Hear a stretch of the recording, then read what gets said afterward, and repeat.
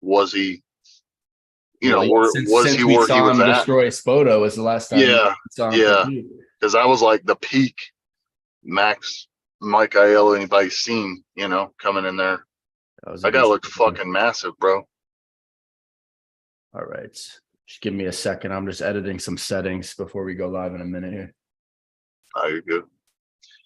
Yeah, I need to figure out how to like do how I'd be able to get paid off my my reels or my clips, because I've been averaging on my clips over like 2,000 views per one that I post. Just me working out. You got to get to 1,000 subscribers. God damn, dude, I suck at that, bro. I really do. You got to make the videos talking more. Yeah, and I got to actually ask people, I guess, to sub to my channel.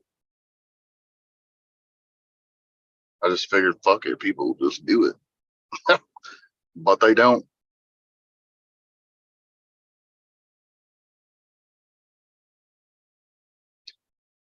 Yeah. Tis the way of the beast. In 1 second, we're about to be live.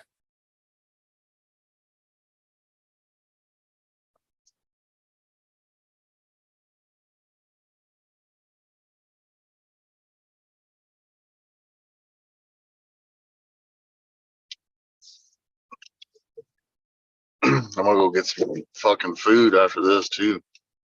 Got to get that protein in. You hitting the gym today, or? I was, but I'm gonna just do this and take one more rest day. Because when I come back, I'm gonna crack 325, maybe 330 on my flat bench. Okay. All right. And we are about to go live. Public.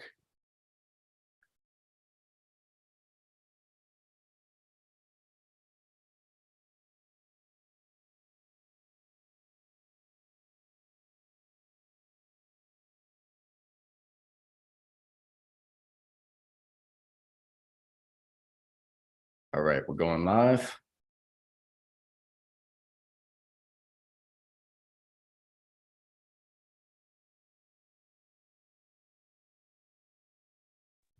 Looks like we got Brandon in here. There we go. And we are live.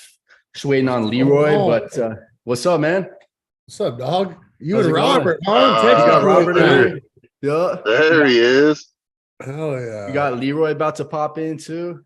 Oh, fuck yeah. So I was asking Robert, I was asking what matches you have. He told me you have a match with Jody Williams. Is that correct? Yeah, I got a couple easy matches coming up. I got a rematch versus Paul Stevens at no weight cap at this one. It'll be at Grinder Gym September 30th. Nice. There is a 275 weight class in the tournament, so most likely I'll be below 275. Nice. And then December 2nd or 3rd, I pull Jody Williams at Washington State. Again, another easy match. So nice. Yeah, I just I've been out of the game for a minute and I'm back in it now, training 3 times a day. You know how it is when I have something on the calendar. It's just nothing else matters. It's just that's training. awesome. That's awesome. I like how Dave is doing the 275 class too. I think that's something I'd like more promoters to do across the US. I think it's fantastic. Yeah, no, I agree. Even internationally, it should be bigger. I mean, like, it doesn't make sense that a 243-pound dude is pulling 6'8" Derek Smith. You know what I mean? And that's just on the local level. Now, if you want to talk about the international stage, these guys are even bigger. Right. It's just a huge disparity there. Did you see that podcast with Devin and Ryan? I want to get right into that ethics committee shit because that's kind of the topic right now that's going around. You mean that fucking soap opera? Yeah, I saw it. What did you think? Man, I think Ryan's a nice guy. I've talked with Ryan. I've met him. I think he's a nice guy, but boy, did this really change my opinion of him, because you can be a nice guy and not be a little bitch, and I feel like he's just kind of crossed that line to a little bitch territory. When I was watching it, and I was doing my best not to be a Devin fanboy, because, I love Devin, right? Yeah. I'm trying to see it from Ryan's point of view. And when he started off, he was like, as president, I don't even have the decision to make a call either one way or the other. I was like, oh, so, okay, it's kind of swaying me to Ryan. And then I find out he's the one that filed the complaint. Then he retracted the complaint. Then he's doubling down on the complaint. And he said something that really rubbed me the wrong way after Devin was already off. He was like, oh, I just want to make sure this doesn't happen to anyone else ever again. It's like, who the fuck are you to determine what happens? Like, I don't like that kind of shit. You know me, I'm anti-authority. So Yeah, all that me shit's too. going Me on. too. Right. He just wouldn't get straight to the point. I mean, he couldn't even respond to most of the stuff Devin was saying. He was just sitting there with a smug look on his face, trying to pretend he has some type of moral authority over the situation. It's just, I thought it was ridiculous. We got Trey hopping in here, my teammate from Austin. What's up, dude? What's up, boys? What's going We on? What up, dog? We're talking about the doing? ethics committee situation. You got any thoughts on that, bro? Oh my goodness. I just came in while you were talking about how Ryan was he wasn't saying anything. I know that looked like there was a delay a little bit, but at the same time, I know that he knows that he fucked up. I'm just gonna put it like that. He knows that he went a little bit too far, and that's why he retracted, right? His quote unquote charges. And he knows that the fallout from it is really gonna mess up a lot of things in Canada for him. So.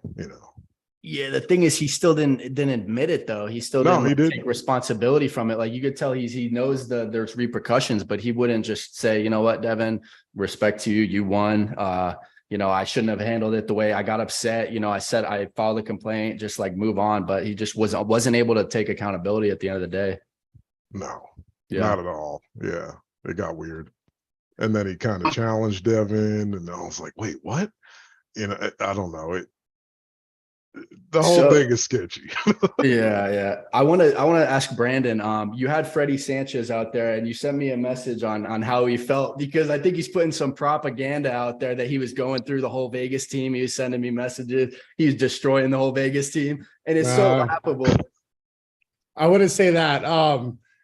Again, it's not. I didn't get a grip up with him when he was completely fresh or anything. And I had pulled one or two guys prior, but I definitely don't think I was as tired as he was. But if I post it and went sideways, it was directly sideways every time.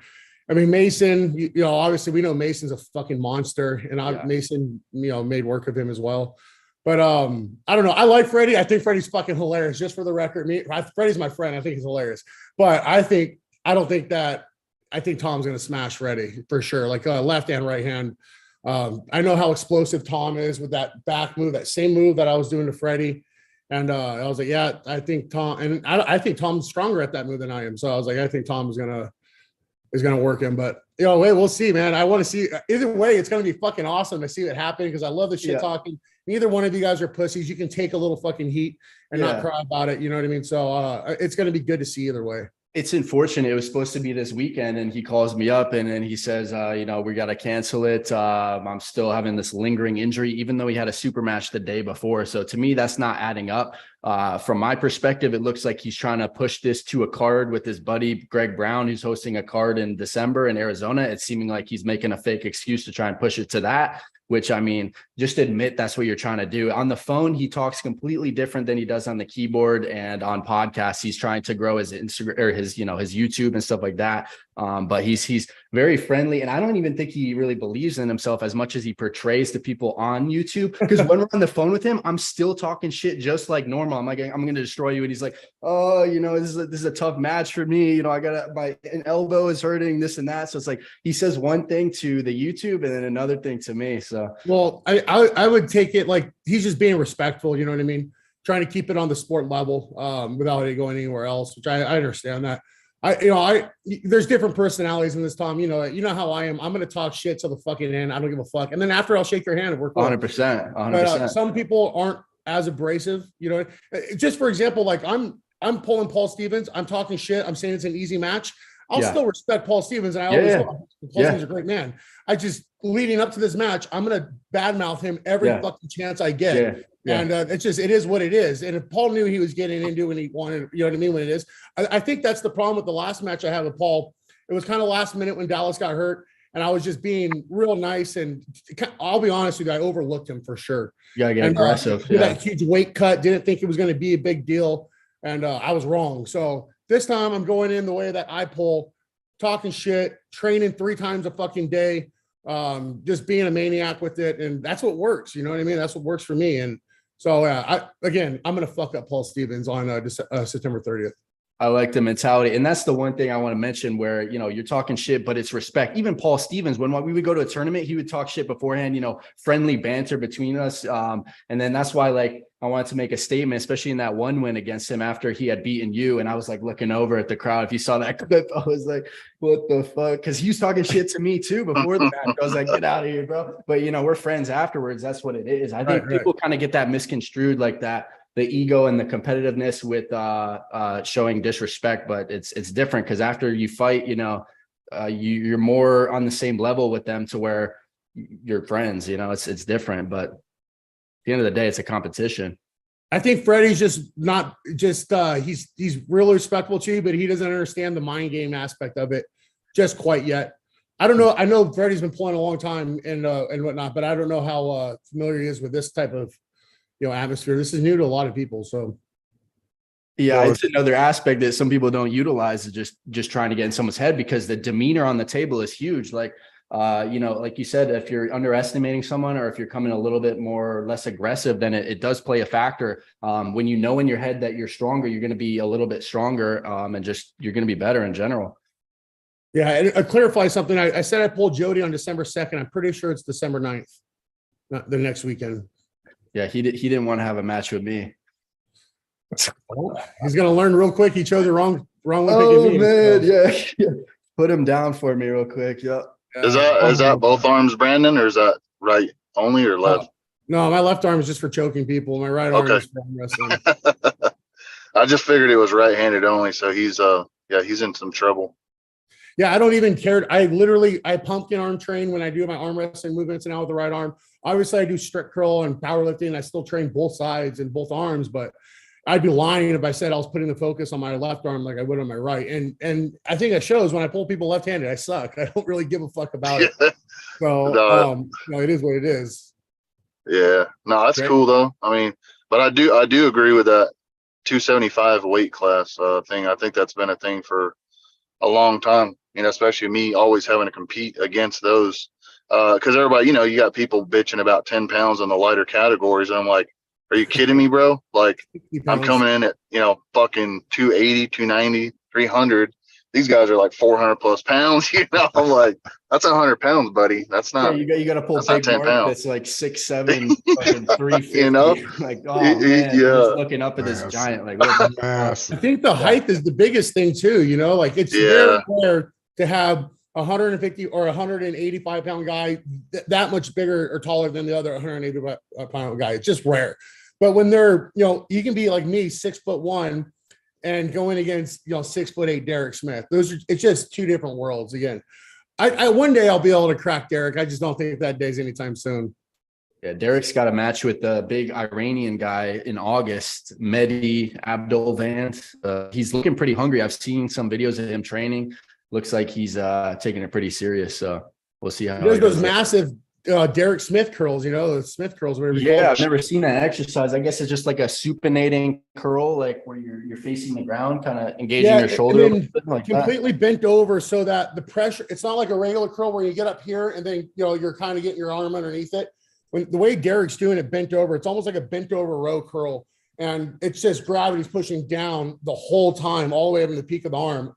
Very hard to do. I can't touch the way Derek's doing on that. Yeah, it looks very good for curling or hooking, like that type of movement. Like it would translate pretty well. It's like a supinating dragging. Yeah, it supinates. Yeah. I don't think he's doing much of a drag, to be honest, Tom. I think he keeps that elbow in a little tight and it's on the bicep. Yeah, very bicep and supinated. Well, when he has such a long forearm too, it's hard to even drag because there's not really much room for you to go. If you have a shorter forearm, you can kind of try and utilize it and use more space. But he's just I notice he's always kind of in this position because he can't be as upright because nobody has a forearm that's long enough for him to stay upright. So he ends up kind of being like more in this position, at least when I pull him.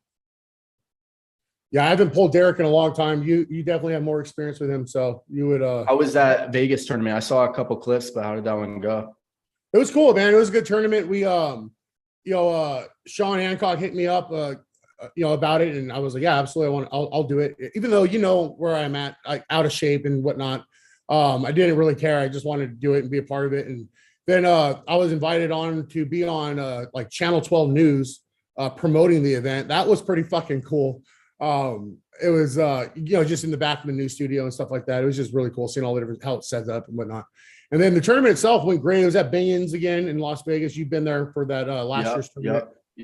It was a huge turnout. There was a 260 class, which is awesome. Somehow Oleg made 260. Big Oleg on our team. He finally revealed his weight for once. Right. Yeah, 183. He cut from 280 or 290 probably was that. Right. So he looked good and everything. And so did he win that 260 class? He won that 260 class. Yeah, I got second behind it. And then there's only, I think, like 4 or 5 of us in the pro category for 260. But then I didn't realize this because amateurs were last. The amateur class was stacked. There was like fucking 12 or 15 dudes in it. Had I known, you know what I mean, I would have pulled amateurs as well. I just didn't realize, that there was that many guys in it. But either way, it was cool. I got fucking smashed by Oleg. I beat one dude. I don't remember his name. The guy that wears a top hat. And then I pulled Edo, legendary Belkin, the guy from Arizona. Yeah.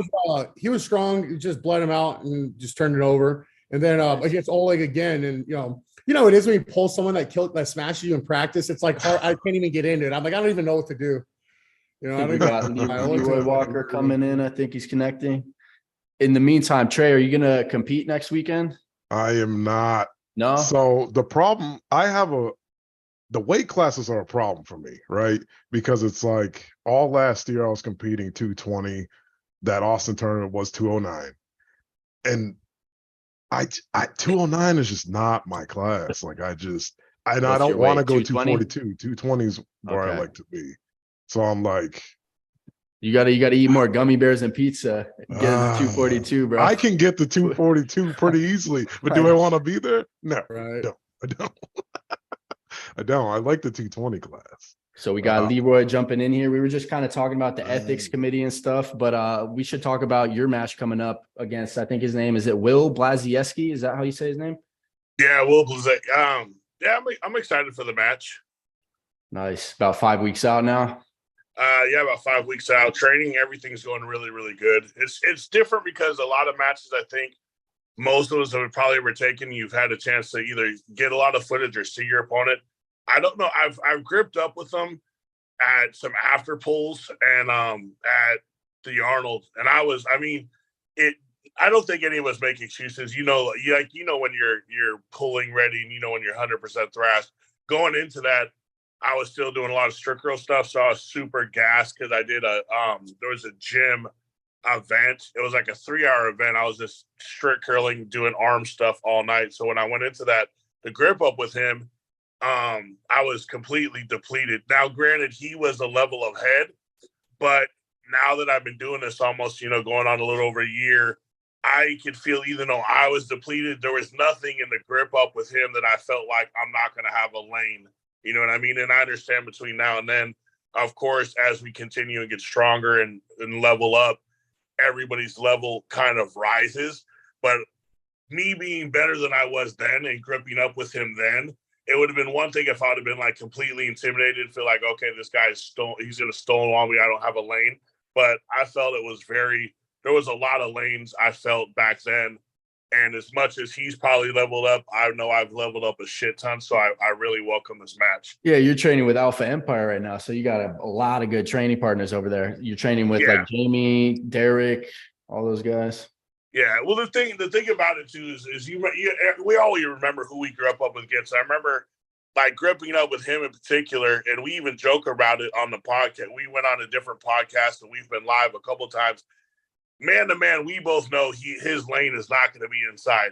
He'll tell anybody, in all honesty, his bicep and his shoulder are not going to match up. So his ability to have good pronation and his fingers is the one level up he has a little bit, but that's my biggest weakness that I've known about, and I've just leveled up tremendously and worked on my riser and my fingers. So once that's going to be equal and we get to a strap, he doesn't have the back pressure and he won't have the bicep to stay there. And he's not really much of a top roller, so that's not going to be a lane I see him trying to go to. He's actually said he wants to take it inside which is welcome to me. And it's kind of like, why would you go that lane? Because you don't stand a chance there. But that's where he wants to take it. So we'll see what happens.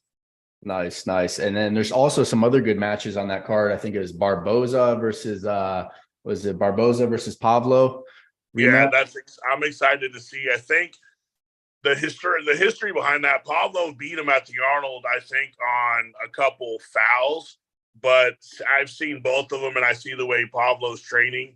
I just don't really think that match is going to be as close as some people think it's going to be. I think we're going to see a whole new level, which I didn't think was possible for Pavlov, but it's there. And so I'm really looking forward to that Because match. you got this weekend, Pablo has another match. That's against Sandris. That's going to be a real tough test for him, considering Sandris is just an absolute monster.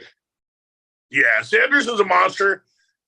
Here's what I see happening. I think Sandris isn't going to be able to take his hand, and I think he's going to try to go inside and get to the flop press that he's really good at. But I just think Pablo's going to be too much hand and too quick for him.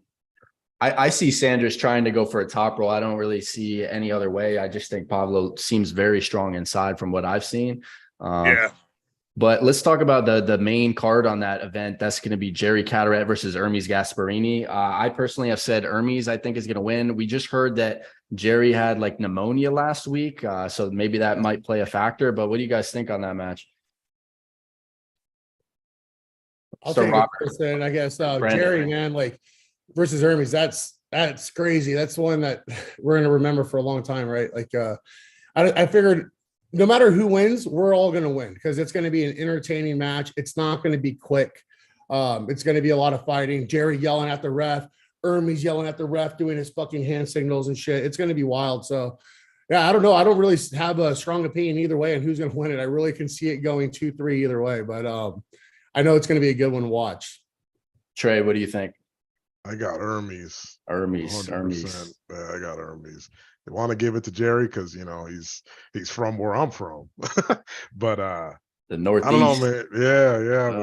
The Europeans, man, they're something else, and they've been showing up the last competitions. Kind of blowing the West out the water. Hermes is crazy. Robert, what do you think about on? Well, I'm going to tell you, I think we're all in the same boat as far as it's going to be close. I believe it's going to be close. I want Jerry to win, of course. I think his ability to flop and the way that that pressure is very unique. And I know that Hermes does have a great top roll.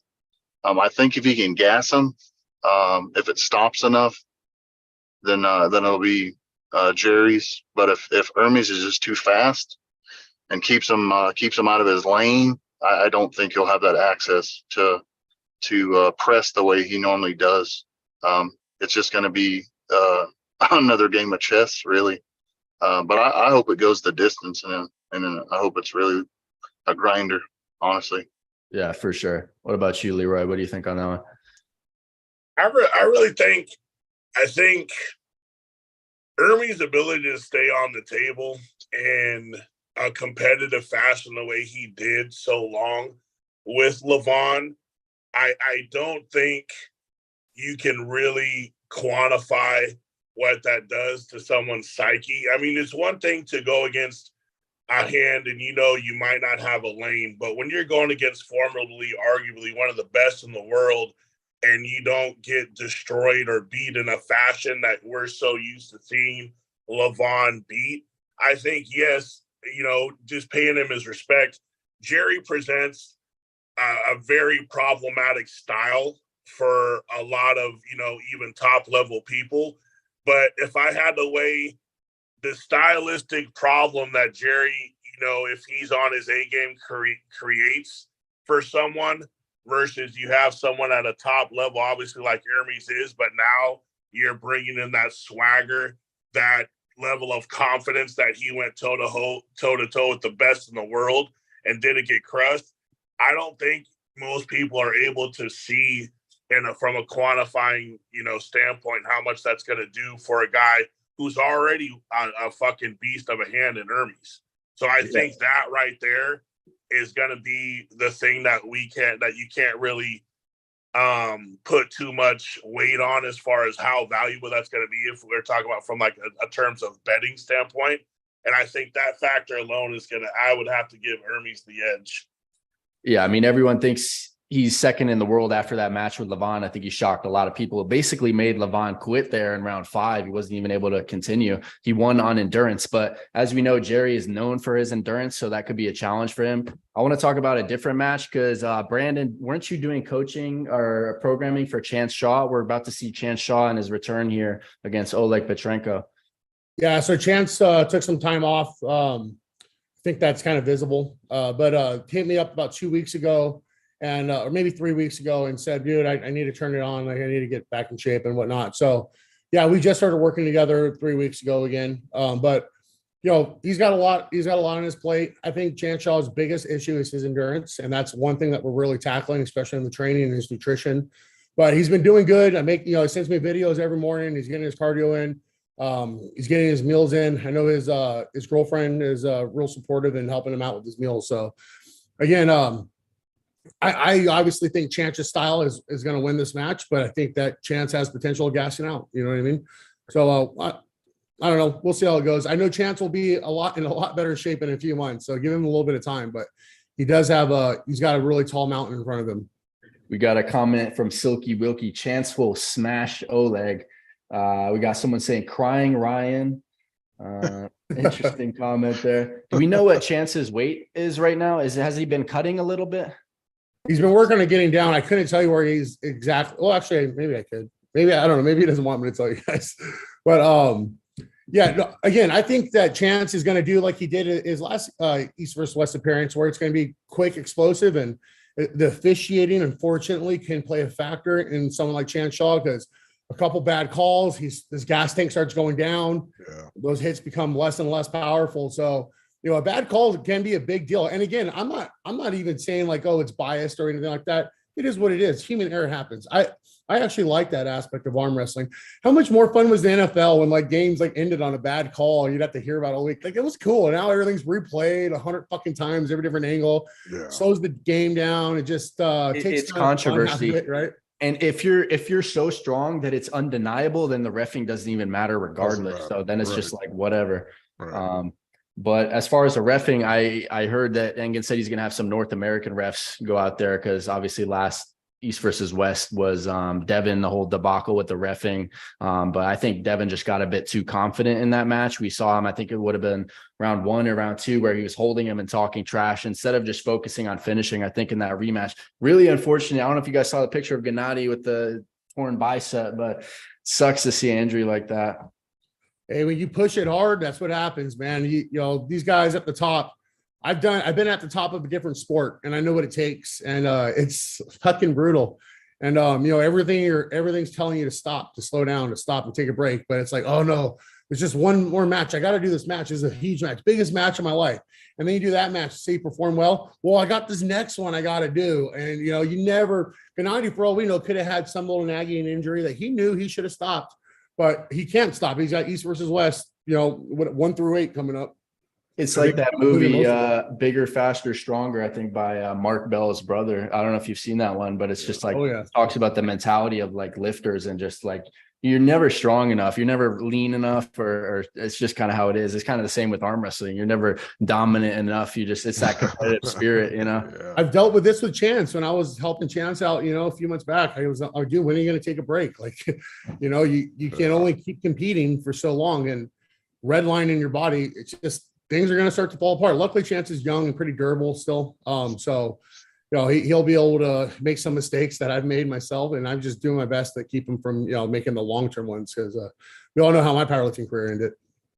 I find it so crazy how Devin, speaking of like injuries and longevity, how he's able to practice so frequently and seemingly just continues to get stronger. I mean, it just seems like an anomaly. Not everyone can do that, practice multiple times a week. I think maybe it's just due to the fact that the intensity is lower because he's holding most of the people he's going against and not using his frame, but kind of more so just using hand and pronation to not tax himself as much. What do you guys think on that? I would argue against that. I think more people can train like that.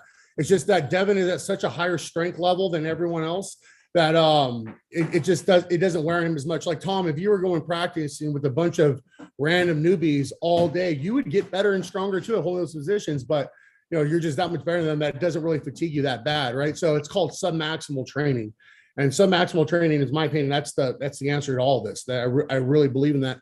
I think the powerful stuff and all that definitely plays a role and has its place, but the submaximal, just multiple sets at maybe not as high of intensity.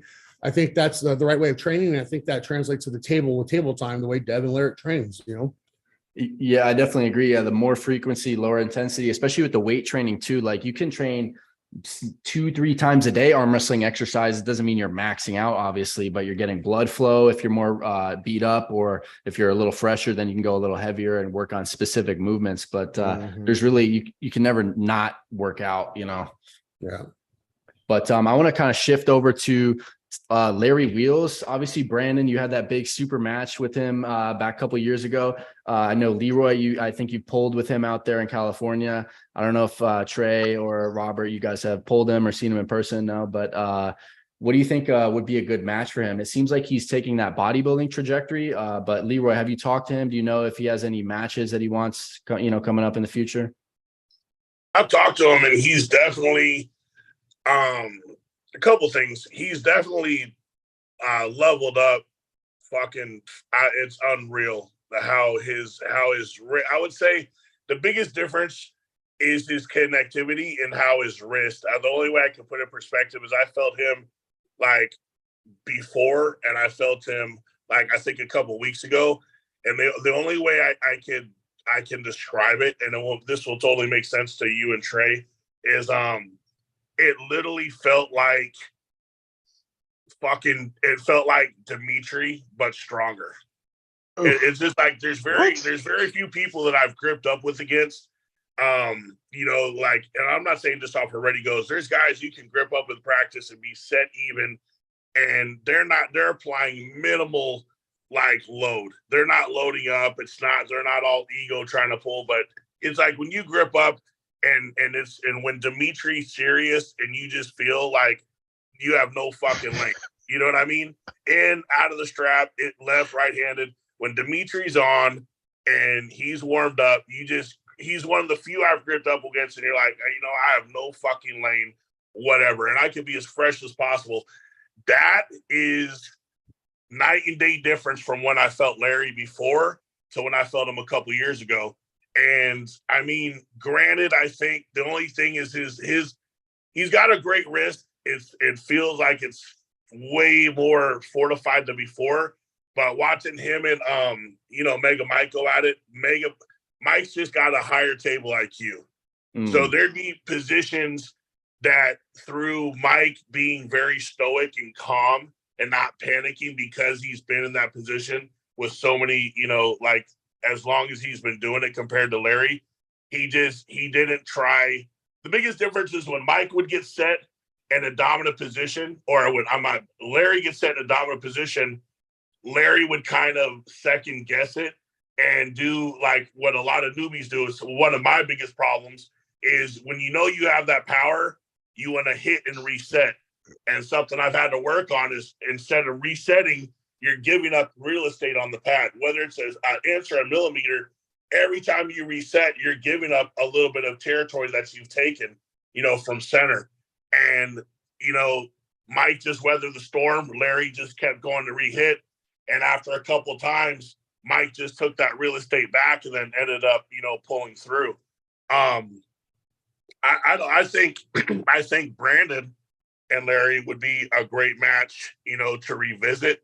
But I don't think it'd be fair to everybody to see that match right now, because so many people would go with, Brandon beat it before, but Brandon's also a lot lighter. Brandon's also a lot leaner right now. You know what I mean? And Larry's just as jacked as he's ever been. He's probably a little bit down in weight from what he was, but he's still solid as ever. So I don't think right now, like in a month or two, that'd be a fair fight. But I think branding, bulking back up, or maybe TRT, and like say December, January, I think that'd be an awesome match. Yeah, I think closer. I think January, February makes more sense. I just started TRT last week. I've already put on 10 pounds, and I was running at 109 nanograms per deciliter for those of you guys that know blood work. So for the last year, I felt like a female basically. But it's back to the training, like I said, 3 days a week or 3 times a day, 5 to 6 days a week. But I agree with that. I think that people are sucking Larry's balls a little too hard. Larry looks amazing in terms of like. Well, I mean, okay. Well, maybe I need to suck his balls a little harder too, because if Sandris wasn't in from Latnia at that big event in Phoenix, Larry would have got first place. There's no question about it. So, Larry. And I gotta say, beating Tony Tomlinson pretty dominantly on the left and still beating him on the right that's no small task. We got to remember we are in a public show, and I got to make sure I fucking keep some beef on my side. I think you guys are sucking Larry's dick a little bit. But that Larry looked fucking amazing in Arizona. I'm gonna bust that fucking wrist back again whenever I get the chance. Larry versus Brandon rematch. Come in. Just give me a little bit of time. I think I'm the one guy besides you, Tom, that's felt everybody's hand. And Brandon, you were lanes ahead of me, but I can tell you, like, as of recently, the Larry that lost to you, like at the time when you guys wrestled, would have got annihilated by Tony. So when we're talking about comparable matches, people don't understand the amount of level up that takes in a year and a half to go from getting beat pretty handily by you to beating Tony. Beating Tony left-handed is a pretty big deal considering where Brandon was when he lost to you. I mean, not Brandon, but where he was. We're talking about right hand. Robert, what happened when I pulled Tony last time? You were there at my house in the backyard. At practice over there. Practice wins matter, dog. I'm just saying. I mean, going through it. Going through them. Power for power. That was back though. So this is the other thing too. That's back when you were like pretty peaked up too. Like you weren't just down. Like right now, you've lost a lot of power and weight and everything. I mean, everybody, that happens to anyone that loses weight. It's just the nature of the beast. But it's not like you've lost any of the fundamentals or anything like that. You just gotta add back. Pretty much what you lost. Right. Keep in mind, this is thing. I've lost a ton of muscle strength. Okay. I lost muscular strength. That comes and goes very quickly. Tendon strength and ligament strength, the things I've been working on consistently nonstop ever since I've been in the sport. So, and I'm going to use your own word, though, Brandon. There's been a lot of people. One more time. I agree with you 100%, but I think the one thing that even you would say, and I'm not jock riding Larry. I mean, we're all equals on this fucking show. The one thing I would say though is there's a big difference between, and granted, Tony could have had a good day, you could have had a good day. We don't know what level someone's at in practice or after pulls, but what I do know is it was a much more polished Larry that beat him in a tournament. We're not talking after pulls, we're not talking practice.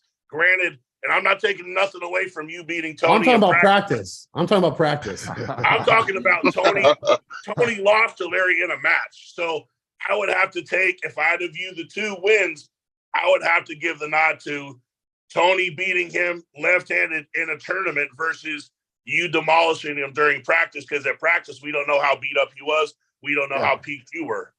No, 100%. I'm just talking shit. That's like the whole point of arm wrestling. And well, just keep in mind, when me and Larry pulled, me and Larry were both amateurs, and he had a year experience on me at that point. I would say I'm still an amateur. I would say Larry could be considered not, because he's been way more active this last year than I have. But again, my lanes have gotten stronger. I've added new moves to the arsenal. My hand is 3-4 times stronger than it was when I pulled Larry, which I'm sure his is too. But again, you guys suck his dick. I'm gonna talk my shit. It is what it is. Well, especially if you can revenge that match against Paul and then beat Jody, that'll put you on a real good trajectory to get even bigger matches. Now, if I lose to Paul Stevens in this next one, I got nothing else to say, boys. I'm my bad. I'm realistic. I get it. But I think Paul is, and again, beating Paul would be a big feat. I lost to Paul, you know what I mean? And he's a good arm wrestler. He knows how to arm wrestle. Yeah. And I think the super match, I think I just I'm going to scrub that loss. That's my whole plan, is to get this win, and then maybe have a rubber match with him later if he wants a rubber match. Is that at You'll never deny 242 him weight that. class? Is there a weight category for that? Because I think No, he said no weight cap. So I Okay. said, don't be surprised when you see me waddling out of my truck at 3:30, fucking with the oxygen tank on, because I can't breathe. You know what I mean? But because last time you guys faced, I remember you had cut. You were a lot lighter. You were at, what were you at, 230 or 235 for that one? So I was 256, 10 hours out, and I made 232 the next morning. Oh, Hand to God, I made geez. 232. You know what I mean? That's I'm honest, insane. man. I would not accept anything less. I'm sure, I know how arm wrestling is. People kind of get a little lenient on weight, can scrub a few pounds here or there, but I come from the powerlifting background where there's no exceptions. I made 232. I was ready to go. In terms of weight, I promised Paul I would make weight. I just promised myself too. It was a hard thing to do, to cut that weight. And mind you, I was walking around like 275, and I cut down to 258, and then water cut to 232. So it was a lot, But again, Paul fucking showed up, and Paul whooped my ass. It's just next time I'm gonna fucking whoop his ass. I saw him at Arizona. He was looking big and puffy. He looked cute. I can't wait to bust that fucking hand back, and especially when he's looking nice and thick. But I don't want a sucked up version of Paul when I whoop that ass. That's fantastic. I got a question, Brandon. Brandon, how stylistically? When's the last time you talked to Paul? Last weekend or 2 weekends ago. Okay, so this is fine. I don't go. want to give it all away, but you'll know what I'm talking about.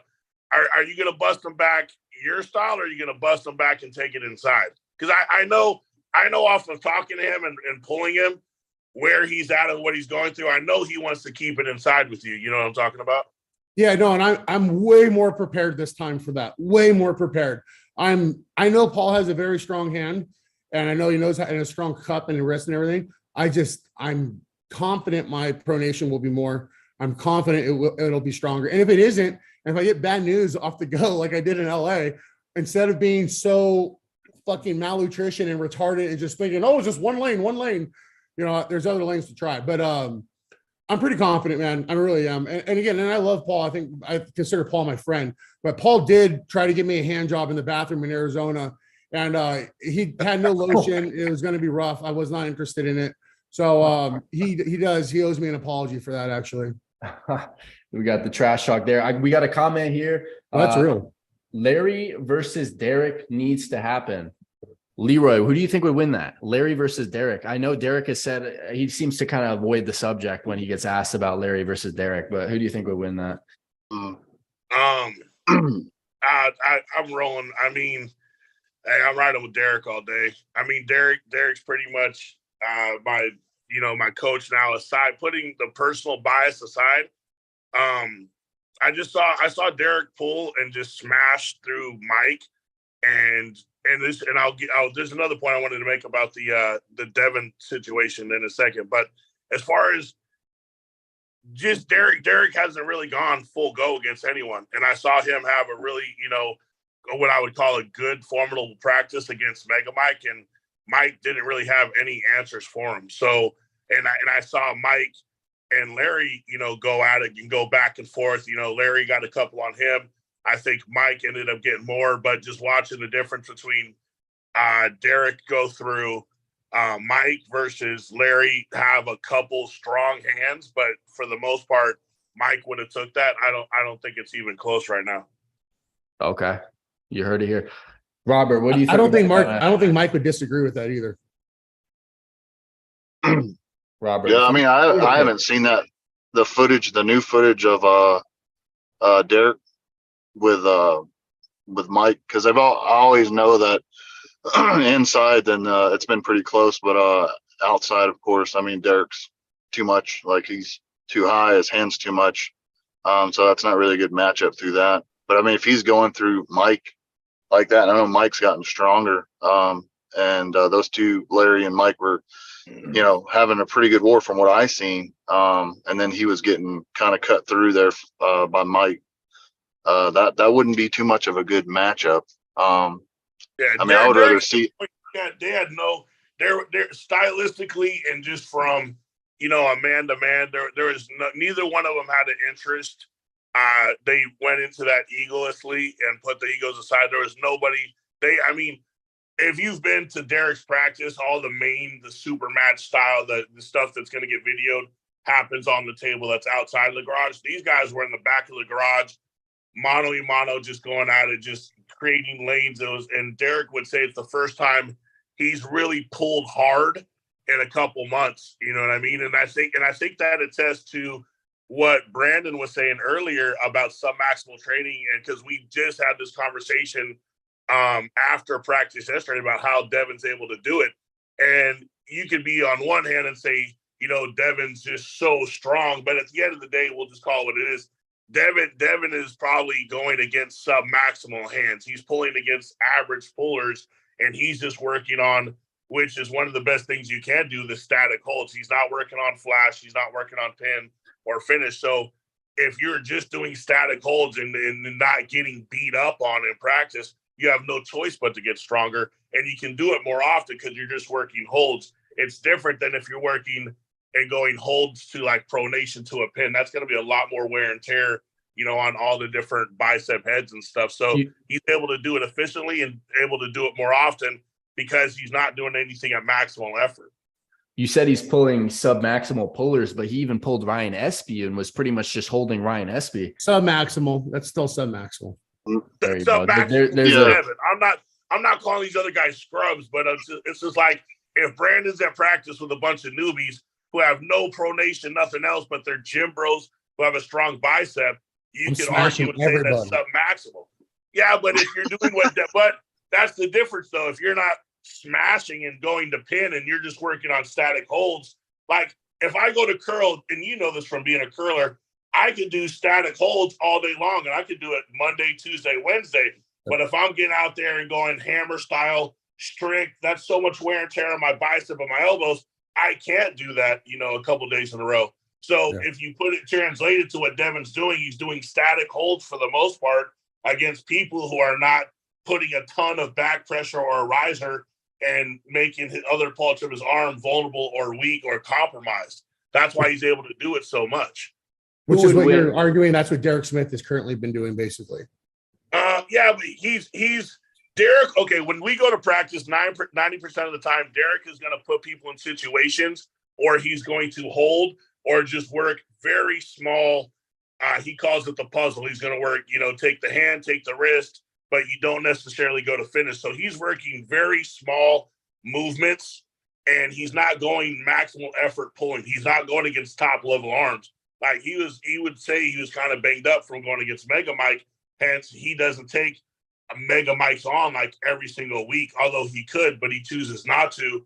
And he's put a lot more emphasis on his diet, his nutrition, and his weight room. You're going to see a much, I think someone was joking. They're joking about when we were on the Paul podcast, me and Utah, they're saying, oh, Derek's got a dad bod and this and that. Derek is going to look like he did a fucking 90-day body transformation. Yeah, he seems a lot more peaked now than in the past. And it's interesting. We had a comment in the chat from Banger Pickleball. Larry already smashed Derek. If you guys remember, that was on Larry's channel, but that was practice pulls. But I think that was a month or two ago. But it seems like Derek, according to Leroy, is in a lot more peaked of a shape right now. Well, Derek doesn't even look the same now than he did during that practice match. I can just say that just from seeing his videos on his lifts. I mean, so I wouldn't doubt anything that Leroy's talking about with his level now versus then. For sure. Let's address the obvious. Who just moved to LA? So Derek has access to a lot better information and stuff now than he did before in terms of the gym training. He's got Leroy. He's got Mega Mike to train with, Larry Wheels. I mean, it's a lot of good guys to train with there. Guys that have done it in a different sport. We're all influencers and content makers, and I'm not taking nothing away. But if you know Adam, then I guarantee you and I'm telling you firsthand knowledge, that whatever ended up on Larry's channel, filmed AK by Adam, was either staged or doctored. There's no way that was 100% live ready goes that you saw, because I was there, and I'm telling you right now, Adam's a very good sleight of hand when it's putting content that's going to make Larry look amazing on his channel. That's what he's hired to do. Yeah, you should do that when that's your job. I mean, that's good. That's good publicity. Yep. I want to see Hey, boys, I got to sign off. I got to get ready for my show in 10 minutes here. Tom, thank you for having me on, brother. I appreciate it. Leroy, Absolutely. Robert, love you guys. Nice talking to you. All right. Leroy, whenever you're ready, man, you come on up here. Let me bust that wrist. You know what I mean? Oh, All right. Hey, I'll wait till you're back on your TIT and gain a couple more pounds. You're a little bit lighter. It's been a week. You better get over here quick before you can't keep up. Okay. Later, dog. All right, man. all right, later. All right, we'll go for it. We'll go for another 10 minutes and then we'll sign off. I have a couple questions on some matches. We have Ryan Espy actually facing Wagner Bortolato. That's on the same card as Leroy there. We talked about it. I was on a podcast with Paul and Pradeep earlier today. I was thinking Ryan Espy is going to win that just stylistically because I saw Ryan Espy beat Michael Todd, who was trying to press him on the left. I saw that match in person. I think Wagner Bortolato is a guy who goes inside. So I'm thinking Ryan Espy may actually win that. What do you guys think on that match? Is that left only, right? Left arm. Yeah. Yeah. I mean, I don't know. I mean, Wagner's very strong, and I've seen him go inside or outside if he's needed to. And I know he's got some pretty decent endurance. I think Espy, that would be the main thing that I've seen over the years watching Espy is just endurance.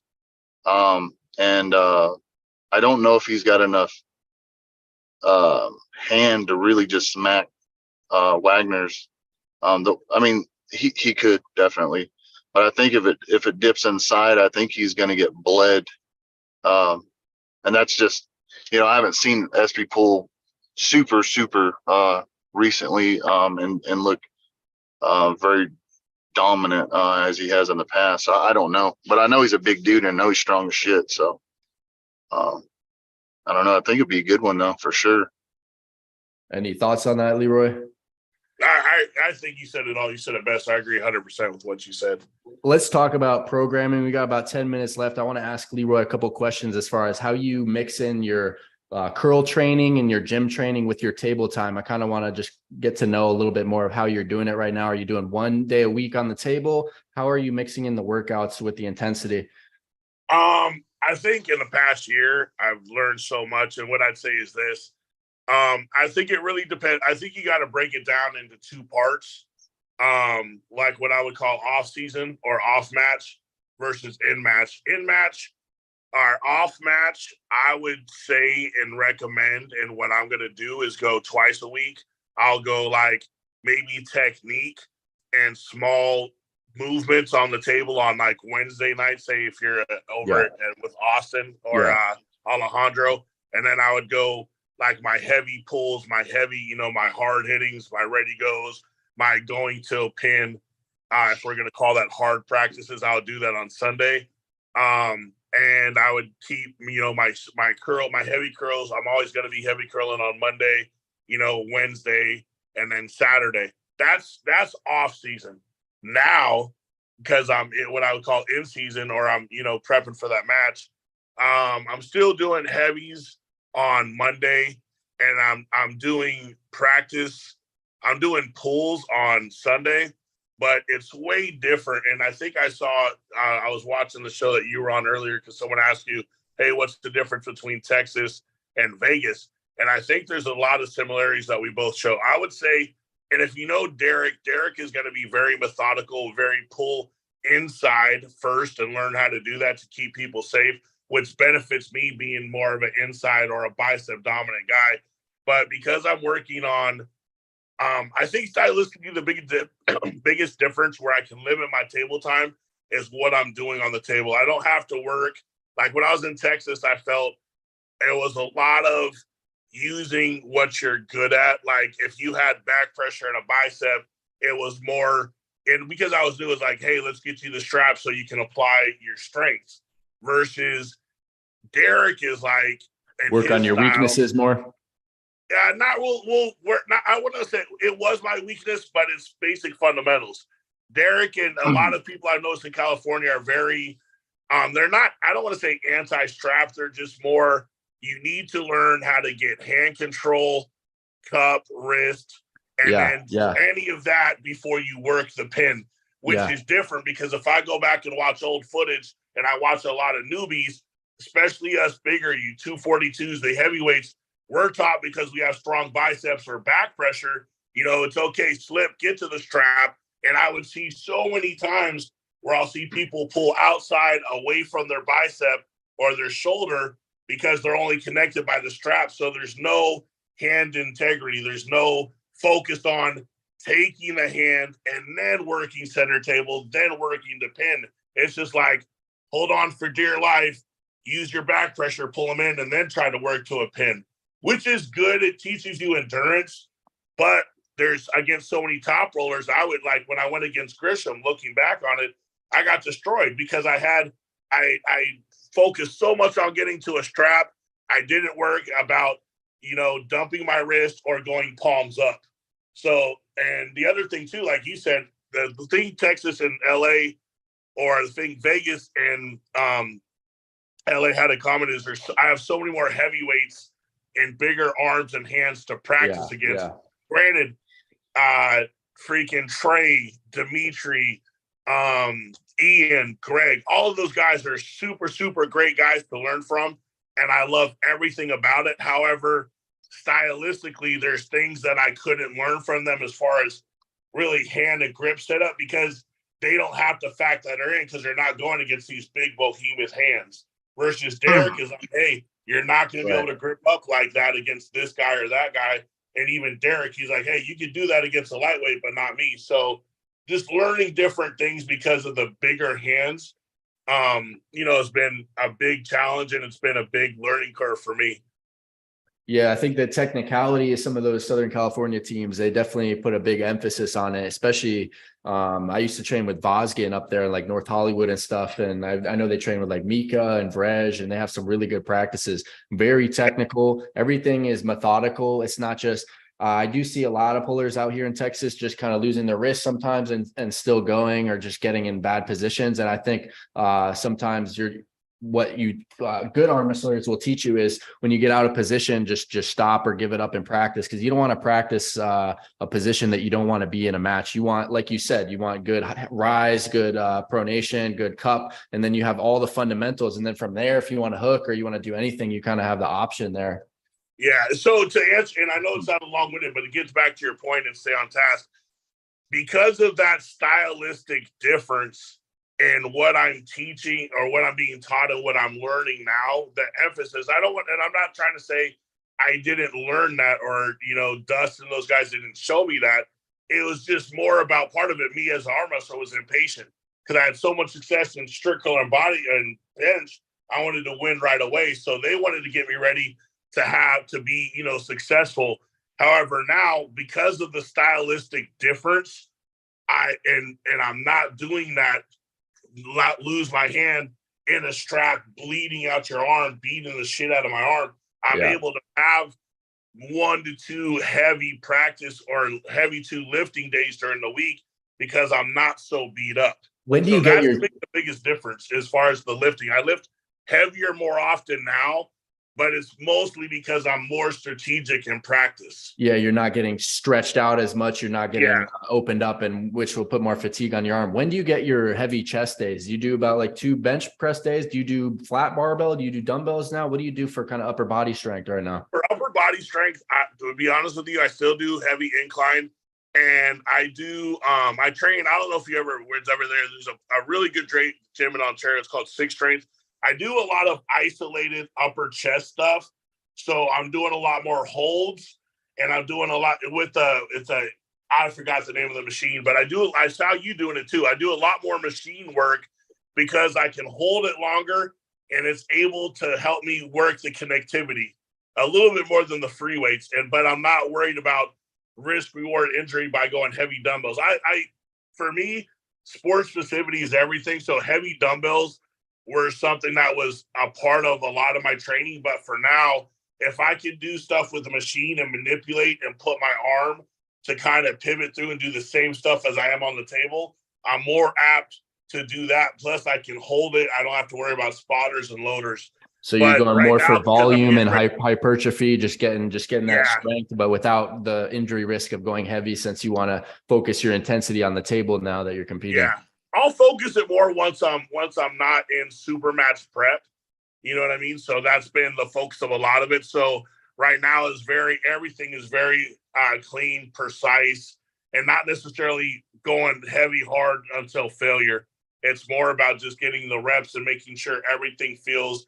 It's more about feeling connected and strong than it is like, okay, I'm fatigued, or you know what I mean. Got you. Before we head off, just want to ask Robert, what's next for you in the arm wrestling scene? What's your goals? What matches you want? Well, Tournaments you want since to do? yeah, buddy. Well, since I've been out here, I've been just working on climbing the ladder and kind of seeing, the level out here and who's out here and how, there's so many different people that I pull here that I haven't felt certain pressures on in a while. Where you So at? I'm working on what's up? No, just real quick, where are you at? San Angelo, Texas. Oh, okay. Yeah, so I'm about 3 hours away from Tom, and Dallas. I go up there sometimes. I'm about 4 hours. But I pull a lot with, when I get a chance to, I'll pull with Mark. I'll pull with Brian Sitton.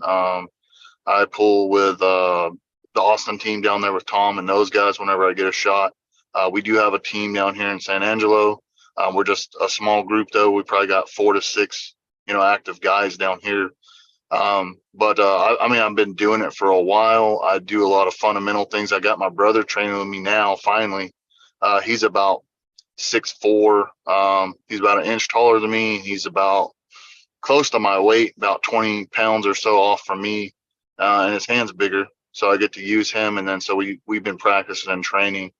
So I'm trying to establish my position here in the top 5 with these guys, and I'm shooting to go to state, Texas State, but I've been working a lot more specifics than I have, and I'm finally healed too after about being a year and a half after I moved here. I was banged up, hurt, couldn't do any back pressure. Finally started to get over that, and then got re-injured on an old injury, so I couldn't do any containment with my hand. So I got over that. Took me about 3 or 4 months. So I'm completely healed now on my right, and it's stronger than ever, and all my lifts are heavier than ever, and I'm feeling great. So yeah, I'm looking to establish that I am definitely somebody to watch out for. When's the next tournament for you? I'm shooting for the Austin one for the state championships. Awesome. Because Awesome. it just, like I said, it falls down to I'm only off every other weekend. So I hit the tournaments that I can right now until I can get some PTO and stuff to get those weekends that I want off. So I'll just bang away at the ones that I can, and I'm definitely keeping the John Brezink Cup in mind, because that's one I always like to try to hit. And I love going out there pulling with Cody and Jordan Sill and Bob Brown and those guys. So triple elim tournament. That tournament is fantastic. Yeah, there's not many triple elimination tournaments going around. No, the Calcutta, that thing's fun as well. Yeah. Awesome. Well, I think we covered a lot of topics. Any topics you guys want to discuss or anything? Any shout outs you want to make before we kind of sign off here? I was gonna say, I like the trend of seeing you. It's funny because I remember talking to Rob and Esther. It's funny because you were coming in town right as I was leaving. Yeah. But it's cool because I always watch kind of what you're doing and how your practice is going, because now I have someone out there that's gone against. You're going against hands that I'm now facing, and you're going against hands that I used to face. So it's pretty cool, because the one thing I notice, people ask me all the time, is there a difference? And I say, like, the Texas guys are kind of known, Texas, Arkansas, Louisiana, all those guys kind of go back and forth and travel to each other's tournaments versus, a guy like say, and I'm not saying this I've joked with Tony about this. I go outside of, California. I go, Tony, you and Mike and some of the other guys, I think Derek's the only one that consistently travels out of the state or out of the country. But for the most part, you'll see like Caleb does a good job, but for the most part, Caleb, Will, Mega, all these guys kind of stay in Southern California and just beat up at each other versus, the tri-states, they all kind of, face each other. Now you're starting to see more of the Arizona guys come to Cali and Vegas, and now they're slowly. I'm starting to see that Arizona faction slowly, but before it's almost like California was its own nation because they don't go outside of the state and arm wrestle anybody too much. Right. You know That's I mean? one of the reasons I wanted to be out here, because it just seems like there's tournaments all over Texas. You can go to Dallas, you can go to Houston, you can go to San Antonio, you can kind of bounce around. And when I was living in Vegas, there's a rare tournament in Vegas, maybe 1 or 2 a year, but you would have to go to SoCal most of the time, or Arizona. But it's cool seeing that seems like Arizona guys are kind of going up there. It's its own little scene. It's interesting how each little region kind of tends to be isolated with the arm wrestlers. That's why I think this should be, I like the World Championship of Arm Wrestling, that series, bringing people from different states in some type of series to where they can actually face each other, guys from other states. Yeah. I was going to ask, did you ever grip up with Casey? Because it's funny how you see people on the internet, and now it's different because yesterday was the first time I got to grip up. I've seen Grizzly. And Yeah, I've seen Grizzly talk all the time, but I've never got to grip up with him. So yesterday was cool to see someone I always talk to on Instagram, but then was able to grip up against. Yeah, I was living in Bakersfield, California. He was living in Fresno. He actually messaged me on, I don't know if you know the app ARMBet, when that app first came out, and he was like, I want to come down for a practice. I was like probably less than a year into the sport, maybe a year into the sport. And he came down from Fresno to Bakersfield, and we practiced probably back in 2020, maybe 2021. And he's a big dude. Definitely he's improved a lot since then, I'm sure. But definitely have pulled with him. How did he feel? He felt good, and I say this, it was serious because none of it was staged, but I didn't post I went through it faster on the right than I did on the left, but because of the match, I made sure I only posted the left. So Will, if you're watching this, fuck you. I'm not giving you shit to go off of. You're only going to see me pull left-handed, and I'm getting better at that. So it's funny because we were joking around. He's like, oh, I didn't know you actually pull, guys or, this or that. I was like, yeah, let's try to only arm wrestle chicks that you see me on with Instagram. And since then, I've purposely not shown hardly any of the practices. I really give a lot of credit to Derek and that team, and they had a lot of great stuff to say about you. And I think I like going to practice knowing that there's no pressure to film or make content. I'm not saying there never was, you know what I mean, with Austin. And I love that about Austin. However, at the same time, it's hard not to, because Alejandro's practices, he's so good with his YouTube stuff. Oh, yeah. So there's always Alejandro's practice, and it was fun because he would always slide me footage. But now that I go to Derek, that's like, unless Larry shows up, no one puts an emphasis on filming anything. So so you get in, you just practice, and this and that. So it's been a really, I've leveled up a lot, mostly because people out in Cali put so much more emphasis on hand control and less of the ego pulling. Like you said, without filming, you're just going there. It kind of leads to you putting your ego to the side a bit more, because you're actually trying to grind and silence and work on your weak points, and not just try to win every time because there's a camera right there. And of course you want to win. It's just your nature as a competitor. I mean, of course we're all competitive. So yeah, and feeling equal hands, I'd have to say now, after watching more, I don't even think you and Freddie's going to be as close match as some people think it's going to be. That's what I think too. He canceled on the match. He called me up. He wants to cancel it. I gave him a bunch of other dates. He's going to be on the podcast with Paul on Wednesday. So we'll see what type of excuse he brings up, or we'll see what he's trying to go with this. I think he's just trying to delay it till December. I can see that, because I was asked about that as well. To get a match on that card there. Yeah, and here's my thoughts on it. I feel if I have a good showing, if I do what I need to do, or if I'm in the ballpark, because my opponent has almost a year up on me, so I'm not going to take that away from Will. Although strength-wise, I think I'm a level up, but where it matters, hand and wrist control, because he has more time now. However, I've been working diligently. But what I don't want to do, and this is what I respect about you and your YouTube channel, and it's part of the sport that whether I want to say the old guard has to factor in, which is ironic because Devin and Michael do so great on their YouTube. But when I say the old guard, they adapt to it. A lot of old heads, a lot of people probably felt a certain kind of way when you're like, hey, I want 1,500 for this match. And people don't understand you now have to have business sense to move forward. Like, I'll get matches that I shouldn't because of my social media, not because of the level of my hands at. And I know that. Just like early on, Larry got matches he probably should have never got, but because of who he is, it opened up a lot of doors. So with that being said, he wants Greg's a business guy. He wants me to take on the Serbian Hammer, and I didn't really say yes or no.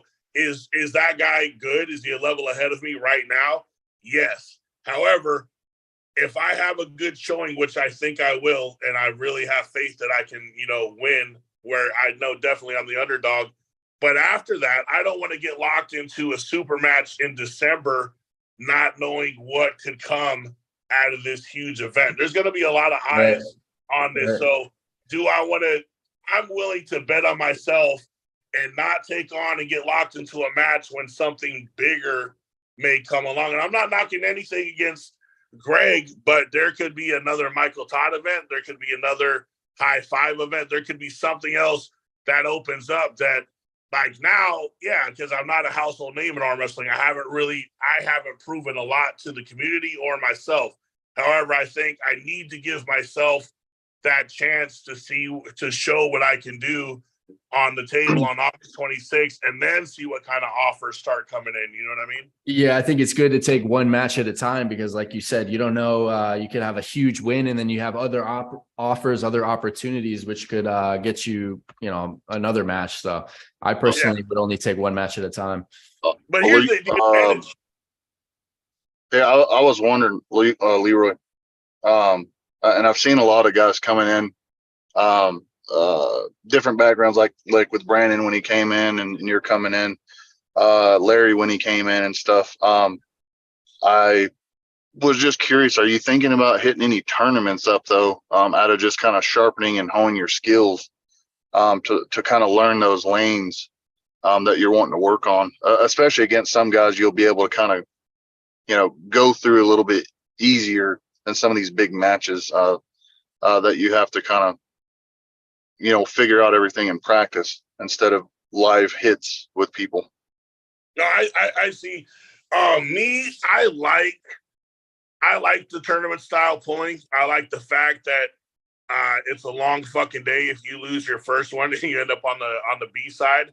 I like the having to figure an opponent out right away. Like, you have to figure out so much more when you grip up in a tournament because you don't have round 2, 3, or 4 like you do in a super match format. So to answer your question, I would love to jump in more tournaments. And what the irony of moving to California is there's the big one. There's one in Riverside. There's the qualifier. But but unfortunately it's the same day as my pay-per-view.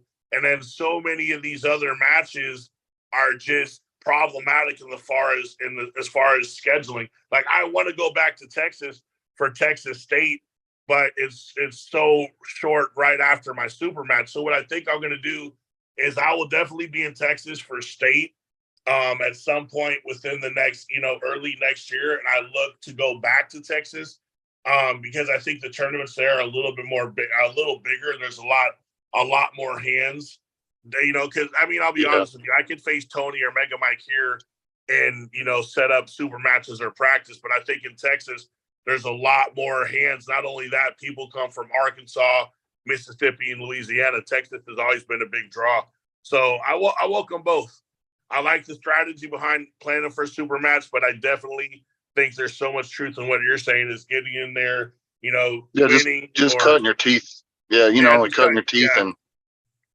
Yeah, because I feel like, and again, coming into it, not in a strength background, but just coming into it, learning the basics, learning the fundamentals when I came in. I know hitting the tournaments, if I would have came in hitting like super matches and things like that, even being a stronger person, those times between those super matches and stuff, I would have not have gained as much fundamental knowledge as we were talking about as far as fundamental arm wrestling, just learning on the table And then after pulling with people and trying to, learning, feeling different hands and pressures and things like that, that would have accelerated me from the start. If I would have just took super matches on. And I get it, it's different too nowadays because the damn social media is it's a different game.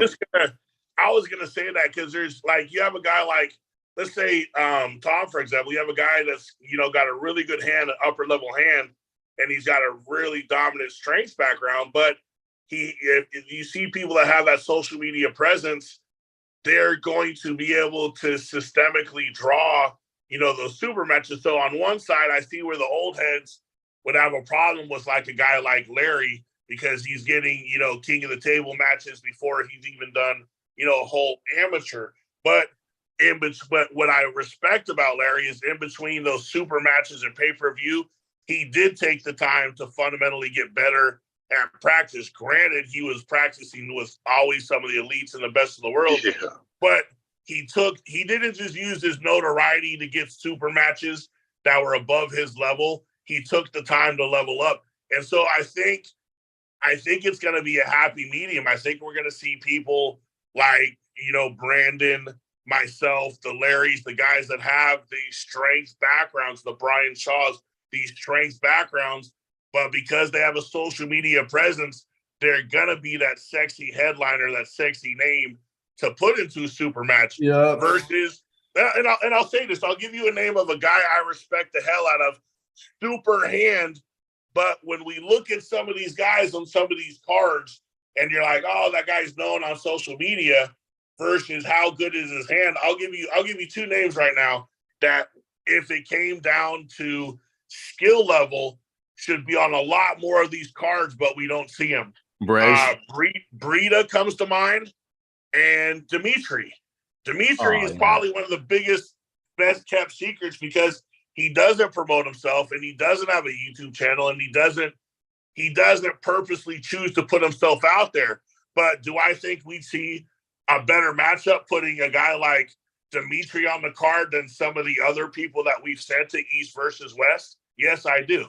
Right, but it's all about the draw. I mean, even in the UFC, you see that kind of happening with guys like Colby Covington, for example, who they were going to fire him, and he had to turn into a heel, start talking shit and everything, and make a name for himself. We got Paul in here. Have you been watching some of the stuff we've been talking about? What's up, Leroy? What's up, Tom? Oh, what up, dog? Guys? You hear Brandon talking shit on Larry Wheels? He's trying to have a rematch. You hear that? Oh, I did, bro. I just literally, I just popped on. That was probably what's going on. Well, we heard Brandon looking to have a rematch with Larry Wheels some point next year, but he's having a rematch with Paul Stevens and then Jody Williams, a guy who's running away from me, who wouldn't come on our podcast. Wow, I forgot about that one. Yeah, so he's having a match with Brandon instead. Jody Williams. That's two different weight classes, right? Isn't it? Yeah, I mean, Brandon said he's going to fucking destroy him. So yeah, we'll see. He seems very confident. Yeah, I mean, I would think Brandon's a lot bigger, I would think, man. But, Jody's strong, bro. Jody's been pulling, 10, 12 years, bro. So he knows it. Yeah, I'm wondering why he didn't want to have a match with me. He just blocked me. I said, I literally just DM'd him, I'm going to destroy you. And then he just blocked me immediately. It's like, what the fuck is that? What the fuck is that? The ethics committee, bro.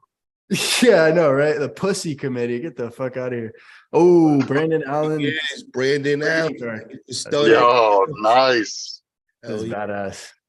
It's on the arm bet. I think we need arm bet. Order your playing cards. Devin came out with the playing cards. He's got all the different characters on here. Definitely get over there and show some support. Leroy. I think a newbie to the sport. I think the trend we're seeing with some of these guys that come from social media, I think just let me take that back. Let me rephrase it like this. I think we're seeing in arm wrestling and in combat sports in general, I think you're seeing more money being interjected into the sport for good reasons, for bigger purses, for bigger tournaments and stuff like that. Is going to create more sponsorship opportunities for the athlete. So it's one of those give and take, because I saw the same thing. And I'm sure, Tom, you came from powerlifting. I saw the same thing. I was at odds with a lot of people when I came in the powerlifting game because they're like, oh, who's this guy doing these fucking gym fuckery lifts and this and that? And believe it or not, I got so much hate because of the shit I would do and this. And I'm like, but hold on, motherfucker, I compete too. So not only you can talk, but I'll give you a great example. So many people would compare me or talk shit or like, why don't you have a problem with Castleberry? He's bad for the sport. No, he's not. Because I understand if I'm going to lose to a guy like Brad Castleberry in powerlifting, he has to step on the platform and beat me. However, you can't tell me from a business standpoint that his 2 to 3 million views every other video back in the day that he was getting is making sponsorship want to stay away from powerlifting or get into it. He's taking a niche sport and making it popular. Right. So I think, you know, although some people disagree and they're like, oh, you got to, and I'm not saying you are, Robert, but some people are like, oh, these newbies, you know, Leroy's got this match with High Five. He's barely out of the amateurs, or, you know, Larry's getting king of the table. Well, at the end of the day, you're taking people that have an audience and a name, putting them in this sport. Like, can you imagine what's going to happen if Brian Shaw seriously gets to arm wrestling? How many convert and how many strong men or powerlifters that are now going to be looking at this sport? So you can't tell me as an old school traditionalist arm wrestler that is bad when by default you are going to make more money if you choose to try to turn yourself into an influencer or endorse products that have to do with arm wrestling. It's going to be more money for the sport and for everybody. 100%. That's why trying to ban that is such a stupid move as an organization or a leader of any federation, because you're just kicking yourself, you're just biting yourself in the ass there doing that. And Leroy, you got to get used to it, brother. You are gonna go through it, man. You come in, you got that character. You're getting all these super matches right away. Oh, bro, you're gonna get the hate, brother. There's no getting around it, bro. You're gonna be dealing with that for a good year or two, and then people just come to realize you ain't going nowhere. Yeah, so they kind of stop, man, and they just, you know, they kind of just get used to you around. But you'll see, bro. You're gonna go through it for real, bro. I'm not. You know what though? It's the thing is just like I'm sure, Tom, because you were getting so much shit on that podcast when I was on with you, like. You know, how could you think that? You're new to the sport? And I respect the guy that was saying that, but at the same time, I'll tell people, like, I used to get so much shit for not being a traditionalist, a squatter, or deadlifter. And I was like, and I'm just going to say, I don't want to ding your podcast here, but I'm like, back in the day, I'm like, you think the same fucking trend or deck I take is not going to work for my legs if I wanted to be a squatter or deadlifter? I was like, the squatters and deadlifters should be lucky I don't focus on that, because if I can get to 700 pounds on bench press, what do you think would happen if I focused on just deadlift or just squat? So it's one of those things, like, as we're coming into it, you know, the same methodical training approach that you took to getting an over 400-pound bench and all the lifts and all the stuff you've done, I'm going to apply that same thing I did to strict curl. I got shit in strict curl. A year later, world record holder versus no one in the United States was even going over 200 pounds. Arm wrestling, yes. Does it take years to learn how to pronate and get the ligament and tendon strength? Yes, but I would rather come into it being a 600-pound bencher and a world champion strict curler. Yes, I will take those problems. And now I just got to learn how to strengthen my fingers and cup, because it's not like I don't have the ability. It's just something I haven't trained to an elite level. So I welcome that challenge. Let me ask you, Leroy, are you training specifically arm wrestling these days? Because I know I see all these videos and you're still doing with the crazy lifts with the biceps, you're lifting up girls, you're doing all that kind of stuff. But I don't see so much arm wrestling specific. Are you going all in with arm wrestling? Oh, I'm all in arm wrestling. And I'm sure you, because you're such the great showsman and salesmanship person that you are. And I'll tell people, like, I was joking with Casey when I smashed through him yesterday. And he was like, oh, he was kind of surprised and taken back that my bicep and in my hand. He's like, you're actually a good arm wrestler. I said, hey, don't get it fucking twisted just because I post me doing stupid shit with girls on the arm wrestling table. I'm doing that because those videos are getting 20 million hits on TikTok. Oh, no, Leroy. No. But to what you're saying is, yes, I'm 100% dedicated. If you ask Derek or anybody around me that knows me, when I'm at the gym, I just only show what I want to show. I don't want William to see how much my risers, everything improves. So I'm going to show a bunch of gym fuckery just the lifts. What I want to say, Leroy, is what I was doing the first couple years in, bro, was I was under this impression that I could pull off both sports. So I was training as a bodybuilder and then supplementing with some arm wrestling training on the side. Oh no, you can't. That wasn't working. That wasn't. No, and I don't know. Me and other people have had this talk. I had this talk earlier with a client of mine. They asked me about bench press and strict curl. And I'm a big, if you don't know who he is, I'm a big Wes Watson fan. You got to personify the teaching.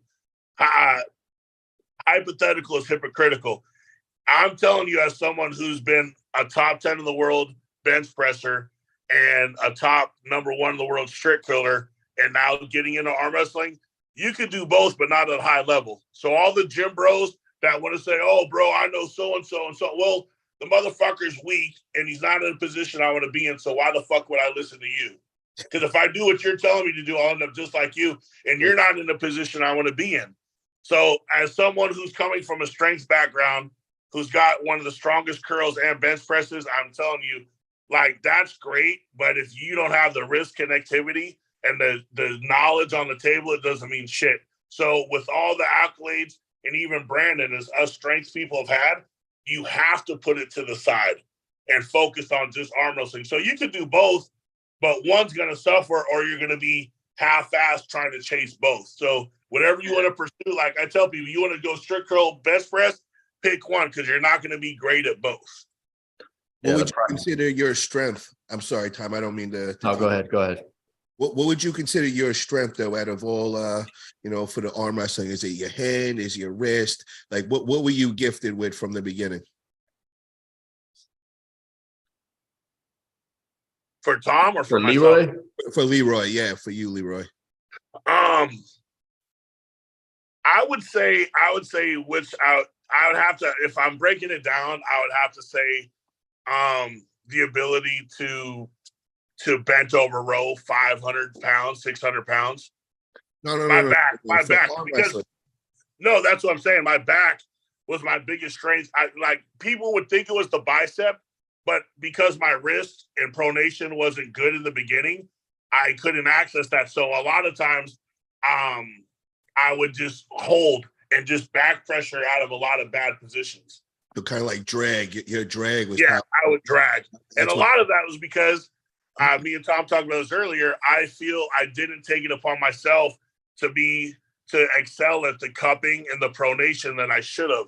You know what I mean? Because if I would have done that, I wouldn't had to worry about, getting to a strap. When you get to a strap, it's kind of like a pussy cop out where you can just rely on your strength instead of and now you're more prioritized to get that rise, that pronation, that cup, kind of like Larry Wheels we were talking about earlier, how before he was just kind of relying on his bicep and getting in some ugly positions and just trying to muscle through it, but now he just seems so much more dialed in technically, staying in a good position. I'm wondering, he must be doing some type of arm wrestling specific exercises, but we don't see much on his channel. We just see the bodybuilding type stuff, or maybe it's just the table time, the good table time and the tournament experience. I swear it's that 3-year mark, bro. It's 3 years, and then it just makes sense for the bodybuilders, the power lifters, and now their hands, their wrists catch up.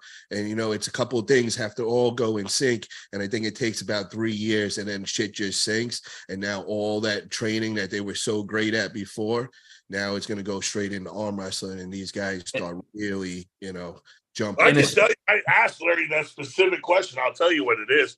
I mean, I hope he doesn't get mad at me for saying that. I don't know if it's a secret, but I asked him because when I gripped up with him like over a year ago versus now, dude, I'm telling you, like, and I sound like a broken record. You've gripped up with Dimitri, so you know how that wrist feels. Larry feels the same way, but he loads up a little bit more, so you know it's coming. Versus Dimitri is he doesn't let you know if he's going to hit, or if he's going to top, or if he's going to pronate. You just feel like when you grip up, his hand's not going to fucking move. Larry feels the same way times 10. And I asked Larry, I go, dude, your wrist feels like fucking cement now. What's the biggest thing you've done?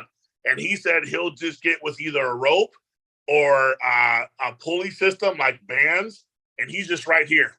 he just does static holds like for back pressure, like back pressure, static hold with Yes. back pressure, like Yes. almost like I was Ernie's. gonna- With Levon, you got to remember who he was training with. He's learning this shit from Levon. So Larry's putting like 150, 200, 250 pounds on there and just holding it. And I, like I said, personify the teaching. I wouldn't argue with whatever the fuck he's doing because his wrist, you're not going to bust his wrist straight back. Well, I'm going to say on this too, and this does come back to fundamental arm wrestling. But center of the table, working that and getting strong in that. And that's part of that. Being able to hold here, center, back, a lot of back pressure is involved to protect your hand, bicep, wrist. Everything is going to come from being able to come back and hold kind of center of that table, center of the chest almost, and not being able to get turned either way, really. Because if you're going to access whatever you're going to access, you got to be able to maintain your hand of not getting turned Keep either that way. pronation engaged, so You you're know, not getting so turned. even if you're going to upside hook, you need back pressure, and you need to be able to either pronate or supinate the hole from the beginning. Then you can either go in or come back out, but you need that center of the table. That back pressure is everything, but you need it high. Okay. And your hand needs to be high. So that rising matters a lot, and the ability to keep your hand high and drive forward on the set is very, very important. And if you watch some of Travis Bajan's stuff over the years and some of his training and everything, even if you don't have to listen to everything that he talks about, his style, his hitting, his being very fast, going outside, I would say the rising part of it and a lot of the way he sets up on almost like you're kind of punching up with these knuckles through the set is going to protect your ability to pretty much go wherever you're going to go, whatever your strength is. If it's your bicep, if you're, you're going to try to go inside, outside press, if you get that off the go, you'll pretty much get to dictate where the match goes. Yeah, Absolutely. I agree. Always I elbow agree 100% forward, with that. just did a face, and then he would Paul- look at the microscope and then do his hit. Paul, did you see that video of Travis doing some type of exercise? He keeps that. Okay, so Travis is getting ready when he brings that up into his living room, and as you're on the phone with him, he just sits there holding that side pressure machine, and that's how you know if it's for real. Now, the time when we threw the big event in West Virginia and he went against Brandon, I was coming over the house. It was the Friday night. I come in the house and I don't see the machine there. And I'm like, what the fuck? Where's the machine? And I go to his wife, Casey, and I'm like, yeah, where's the machine? And she just made this face. She's like, Paulie, he didn't train at all. And I'm like, what? I'm like, oh my God, That's crazy. That's crazy. How I knew we were fucked that day and he was going to lose and everything. But that's when you know he's on his shit, when he's really taking it seriously.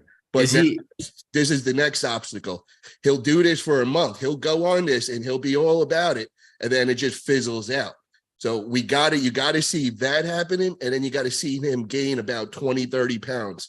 If you see those two things simultaneously, then you know Travis is not bullshitting and Travis is making a comeback. And that's straight up, bro. Like, I know him. Well, we need him, let him know we need his ass, man. Quit fucking around. Listen to me. He does this every year around this time of the year. Why I'm not going to get too excited. The next thing that we need to see is 20, 30 pounds. But the thing that I keep seeing is Tyson is he's on the Chicago Bears. So I don't see this happening right now.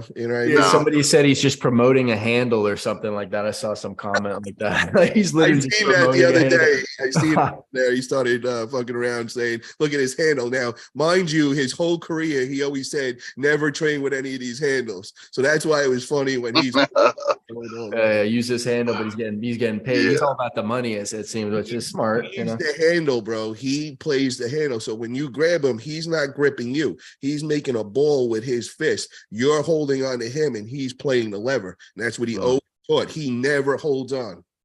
Yeah. Any other topics you guys want to discuss before we sign off here? I want to say, Leroy, bro, you got a big match coming up, bro, coming down at the Knuckles Up. I'm excited, bro. I'm going to be right there. I'm going to be supporting you, man. And, I wish you the best. You got yourself on a big stage, bro. Everybody's going to be watching, and you got yourself a big boy, bro. He looks huge. So that's definitely going to be some fireworks. But I want to wish you the best of luck, man, and I look forward to meeting you in person and all. Oh, I can't wait. Thank you. You should be wishing Will's needs the luck because Will's got everything to lose. You know, and I can say this with confidence. Will, he's taller, he's heavier, he's hosting the event, he's got more time in the sport. It's in his fucking backyard. He's got no reason to possibly lose this match as bad as he's gonna lose. He's got home court advantage, he's got home cooking. He's going to be in his home bed. He picked the referee. He's picked the lineup. He's had his hand in every aspect of this match. So there's no formidable reason. There's not one disadvantage. You can go down the checklist of 20 things. Everything checks to his favor. So when I beat him, it's almost inevitable, but we're going to have a rematch because he's had every reason why he should win this. Yeah. You got nothing to lose. Well, I was gonna say you got some good coaching going on, right? Because you've been with Derek Smith, and man, he's hella good. Oh, dude, very knowledgeable. Really? Yeah. Well, that's what I'll tell you this right now. I gripped up with Will. He was tired. I was tired, but I can tell you this without a shadow of a doubt. Between the Arnold when we gripped up and August 26th when I kick his ass, he's had plenty of time to level up too. However, the biggest difference is I know his coach versus I know my coach, and I know what I'm getting out of it. And I was gonna, before we go, Tom, the one biggest thing I think that's helped me level up, and this is something I see in your training, is, and you guys have said this, table time.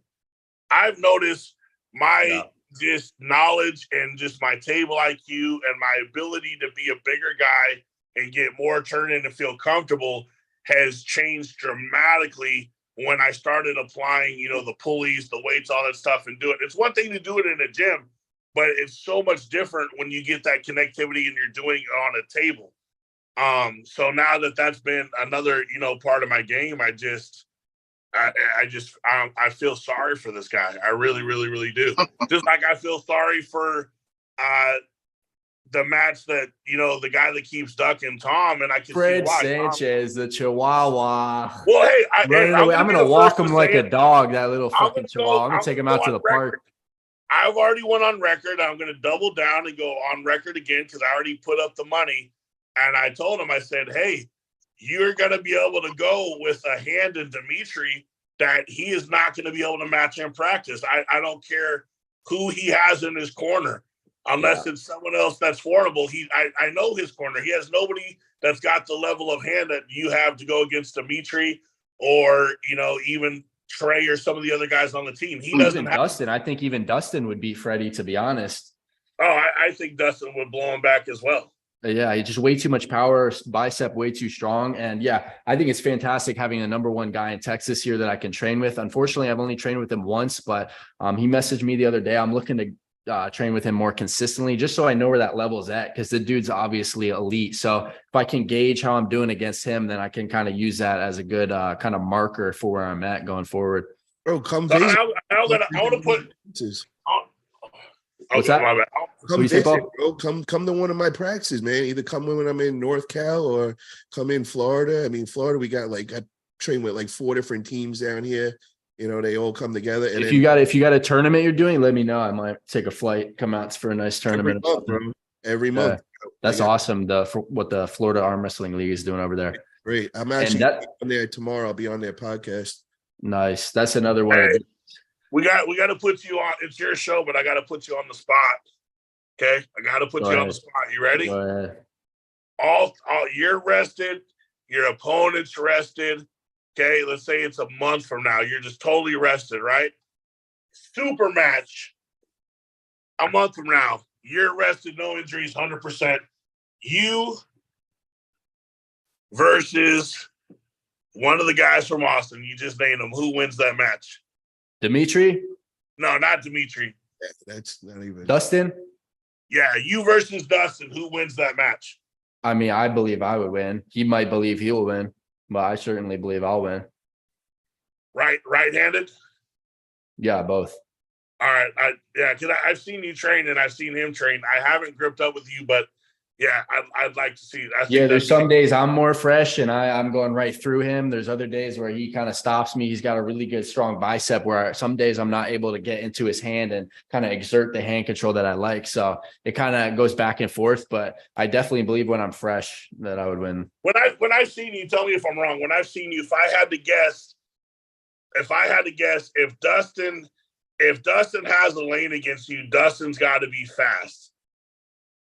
I don't think in a war. I don't. Yeah, he's explosive. I think the strongest thing I feel from him is his bicep, and he's able to pull kind of even when his wrist starts going back in kind of like a drag position, because I'm always going for that hand control. So I'll even get a good hand position and he'll kind of be more like this, but his bicep stays intact and he starts leaning and dragging with his lat, and he's still able to apply that side pressure. But when I'm fresh and I have a good bite on his hand, I'm able to kind of neutralize that enough to where it's just right over. But yeah, it depends on how fresh we are. Obviously we're teammates, but he's a real strong dude. I was looking to see him go against Bob Brown. I know he wanted to get in on that 4-way, but it turns out, if you saw the podcast with Paul the other day, that Bob wasn't aware of that or whatever. So, but yeah, dude's a fucking beast. Do you go through Greg all the time? What's that? Do you go through Greg all the time? On the right, last time we pulled, I went through him. That was when my left was injured. I was going through him a bit on the left as well. He does have a good press. You can kind of get in there and get a couple pins, but I mean, I generally think I would destroy him. Yeah, and I imagine you're destroying Ian as well. Yeah, we just got to go. Me and Tom's got to go visit Dallas a little bit more with Robbie Burnett, Brian Sitton, Mark. Yeah. You know. That's those the guys. match. When you guys go up there, tell Mark I want to run that back. I pulled with Mark the after pulls at the tournament I did a couple of weeks ago. He was a beast. I got a couple pins on him, and then he started to kind of lock in a bit more, and then he was getting. I'm not letting fucking Mark top roll me. That's not happening next time. You're gonna set that hook on him. Oh, I'm gonna set that hook. There we go. Mark knows he doesn't want to go inside. Mark won't go inside. Mark will stay in that lane and do that top roll. He might though. Because I said he might, but he's been working pretty much a lot on his inside game as well. We had a match down in Fort Worth, and it was pretty good again once my arm was healed up and everything. So he's getting better. Like he's getting a little bit more well-rounded. His height is really hard to deal with. And he's got a big ass hand, but you're improving. He's improving. So, it would probably be a fun match to watch again. You know, especially you just gotta learn to protect though.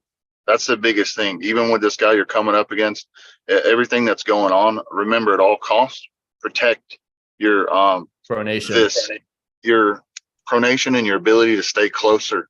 Don't get bumped out and then panic and just start trying to pin through, because you know that's what happens when you're newer like that, especially when you feel strong. Just collect yourself, come back in, even if it's small, like just start bringing it back, get closer and move, and just take their power away from them and stay to you, but protect yourself at all costs. That'll keep you from getting exposed and getting bled. We got a playing card there. Paul, do you know who Big Mark is?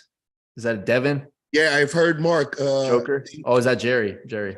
Yeah, I heard about Mark through Matt Craig, I think, has talked about him. He's a big, real giant dude. Yeah, he's like fucking 6'7", 350 or some shit like that.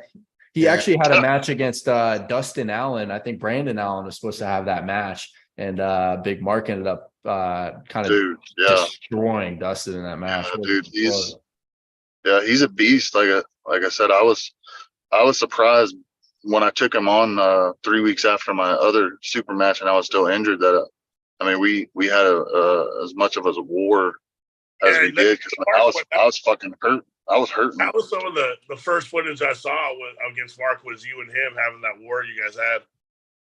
Yeah, I was so injured, and just trying to recover from my last match. But when it was, you know what I mean? When opportunity knocks, you just take that shit. There's a Derek And Smith card. We were talking about Derek Smith earlier. We were talking about Paul. I want to ask you this question real quick. You think Derek Smith or Larry Wheels, who would win? Ooh, I think that got a lot closer these days, bro. Yeah. I think Derek will pull it off technically. But it's going to be close, bro. I could go back and forth, man. Because we've seen practice pulls of Larry looking pretty dominant against Derek, but also from what I've heard from Leroy, Derek seems to be in a great shape. He seems to be pretty peaked right now going into this match he's got coming up. So I think maybe a peak Derek would be a little bit more of a favorite against Larry. You just got to remember when Larry goes to a practice, bro, they just line up. You know what I mean? So it's the time Derek probably gets to him. He probably already had 10 people on that arm already. You know, so I wouldn't put so much into the video footage, but yeah, I think that has potential. Derek is a very, very smart arm wrestler. Larry is still learning, and he's just so tremendously strong. But you know, on paper, I think Derek should be able to pull it off, man. Just from arm wrestling. Derek would. Yeah. I saw like I was telling you guys earlier. I've seen both of them. So here's what you have to do. You have to forget the footage, because I don't want to say it was staged.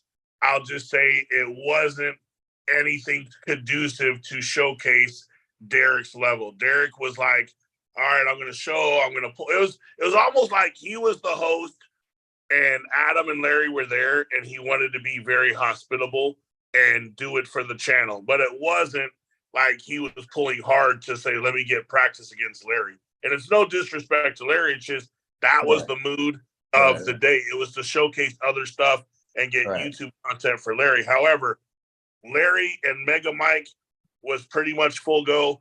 Mega Mike and Derek was pretty much full go, although neither one of them videotaped it. And I saw Larry against Mega Mike, and I saw Derek go through Mega Mike. So I'm like within a month. We're talking within relative time frame.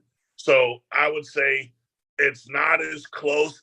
It's as close as the general public would see it, but people who are close to both would know that Derek is definitely a couple lanes ahead of that match. Okay. We got a good comment here. Sandris versus Derek Smith. Somebody said Wesley says Sandris would smash Derek.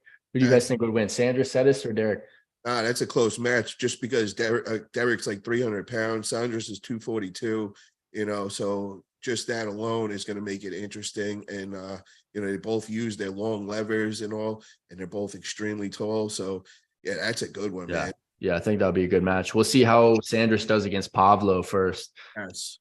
Yeah, we'll see. Derek has his match the same day I do. So, and I'm not saying any of you guys are, but I think the best thing to do for the sport is here's where I put my money. My money says you're going to see a completely different version of Derek than you're used to seeing. So I would say I would hold off even my judgments against who I think you would or wouldn't beat. I think we really got to wait and see what package comes to the table when he comes out on the 26th on Derek with Derek.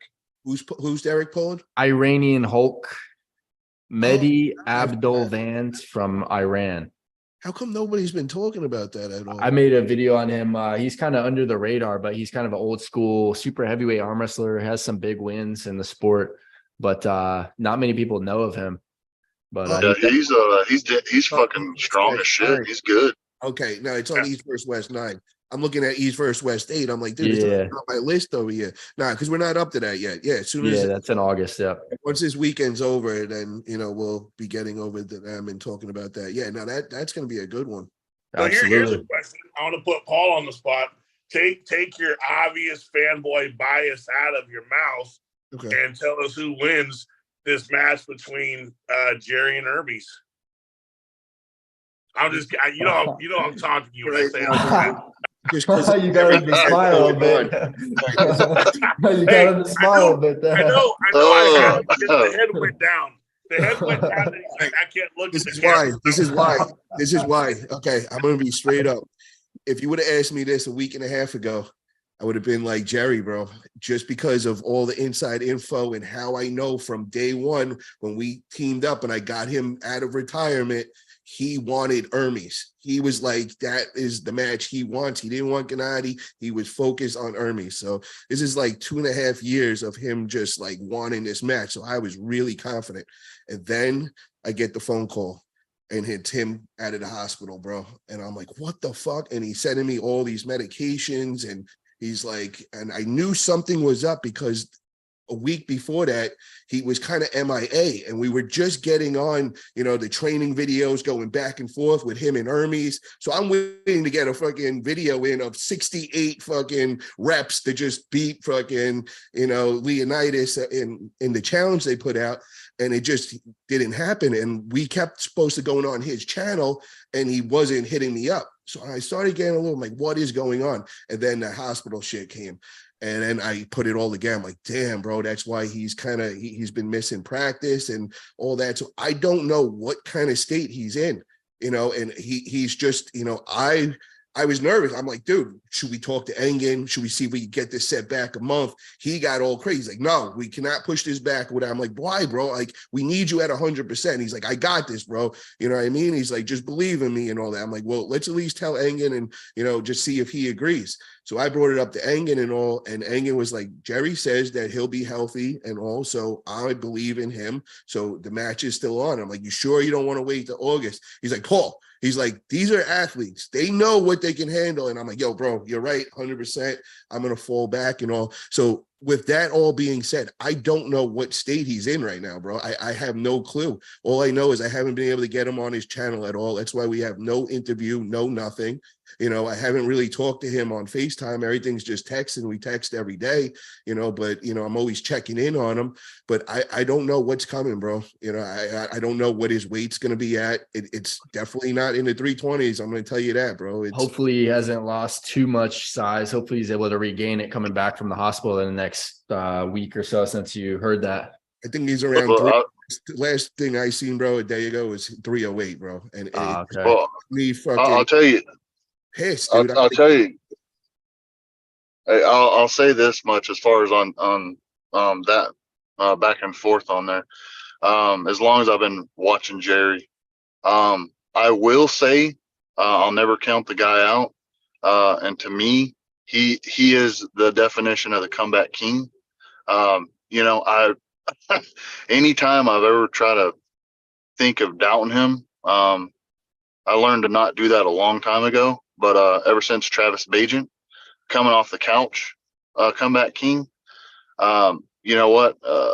I just can't do it. Even with Gennady when he was, coming off that, not training and coming off of, his questionable, could have been an injury or something happening there, but he kept going and showed up and still fucking took the match and showed him what's up. So I will not count the guy out, period. I don't trust it. I don't trust to believe him out.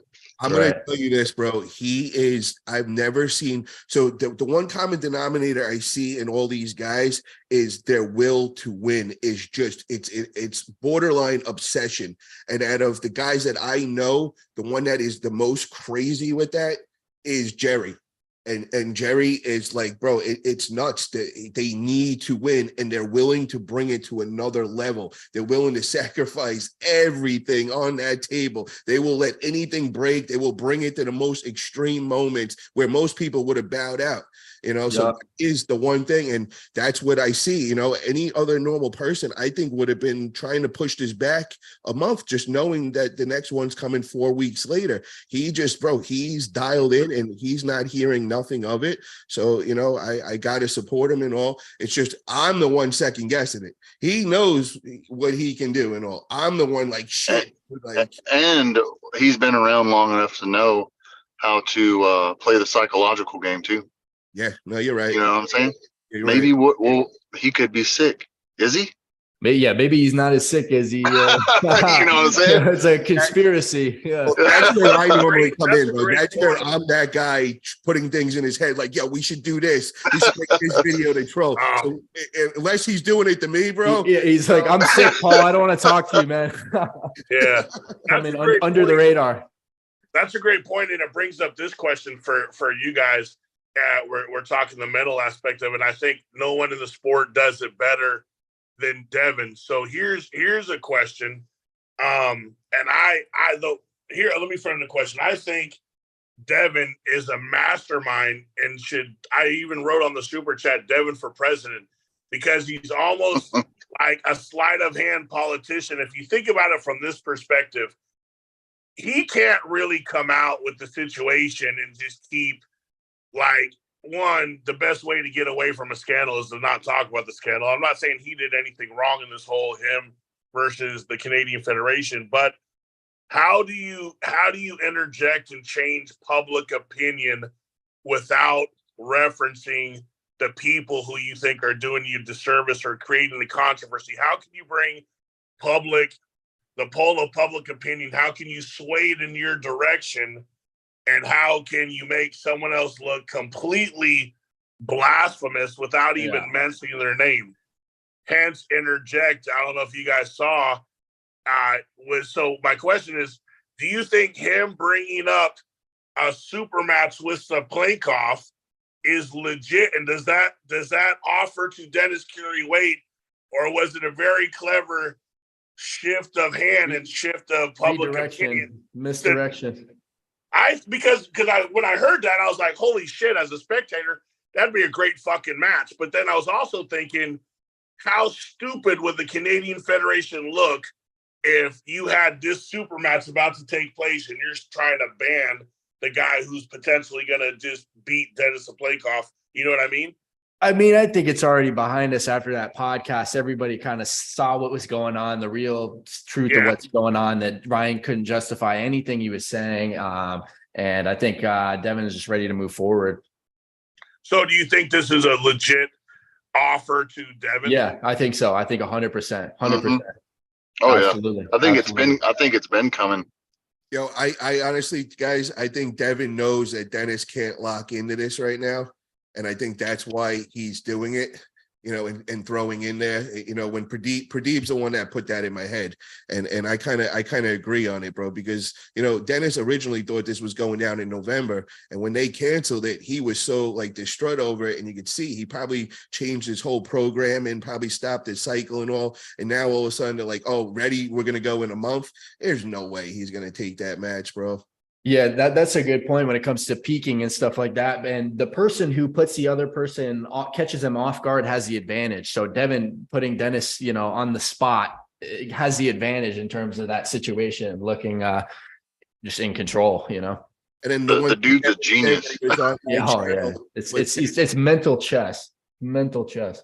Devin said that when he was on my channel was that, Dennis would not take a match with him unless he legitimately thought he could beat him.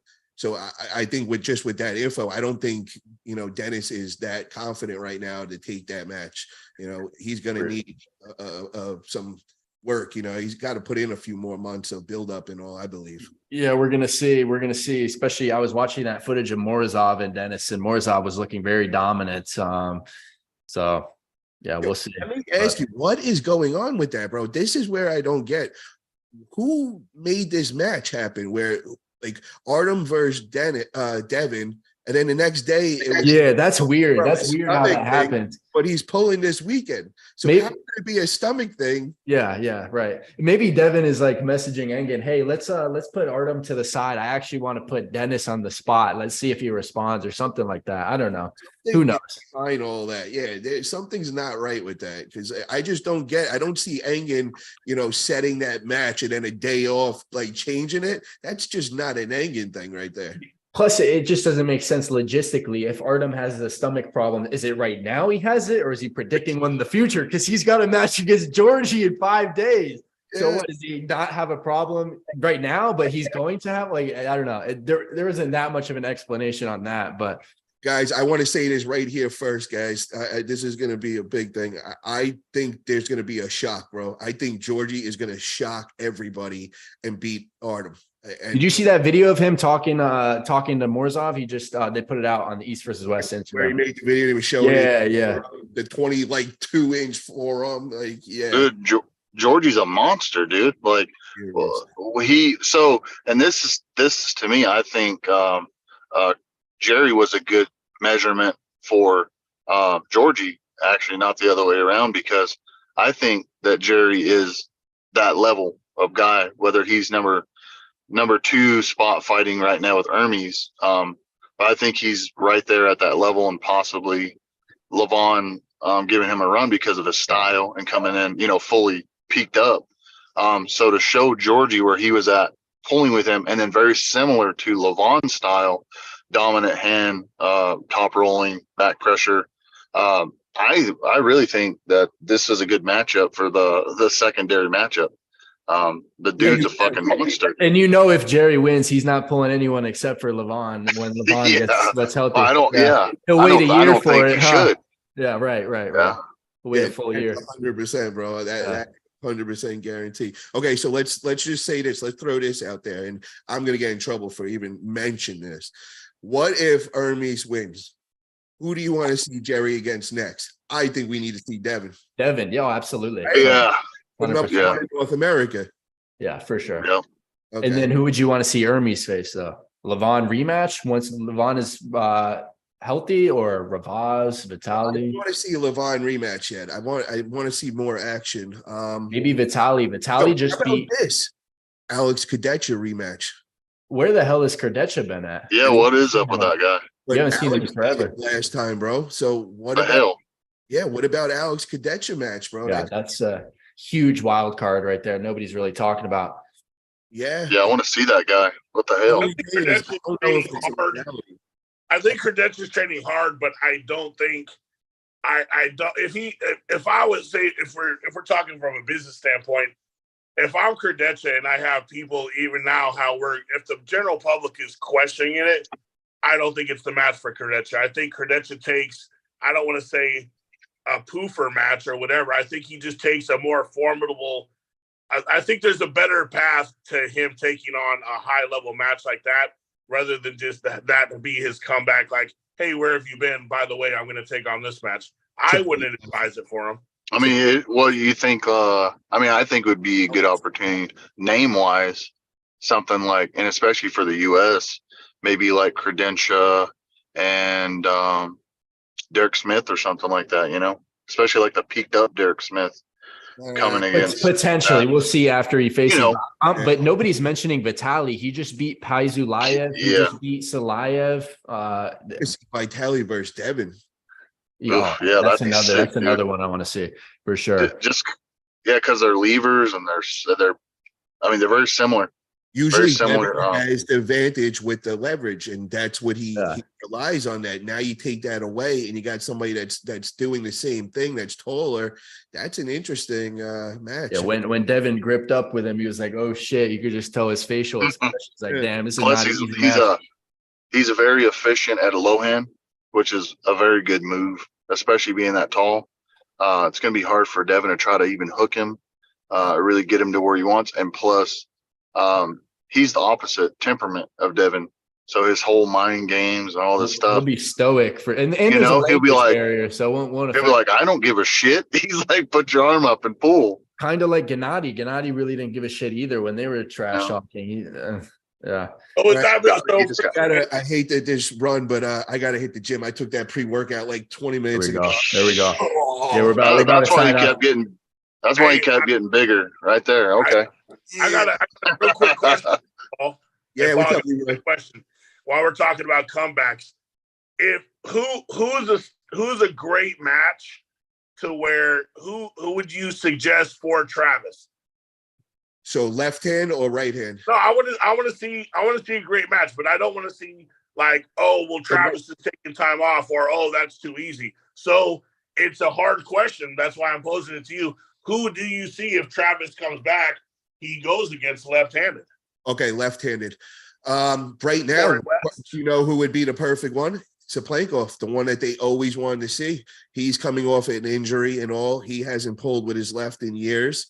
Travis is trying to make his comeback. So if Travis gains 20 pounds, if we see Travis 270, 280, then I'd like to see him pull Saplankov. Now, I'd rather probably see him pull somebody first before then and leave that as like the oh shit main event, so we would have to figure out maybe how about like or Vovoda. How about the winner of Farid versus Wagner? Yeah, that would be a good one. That's a good. Or you could go right to Vovoda or Saplankov. And What Fareed about and Travis used to pull each other back in the day, so that could be a possibility. Some what about OGs. Corey It'll West? take a Left while, hand. bro. It's not going to be. You know, I know we all want to hope and all that, but it's going to take Travis a while, bro. He needs a good 6 months to a year just to be ready for any kind of match and like real training, bro.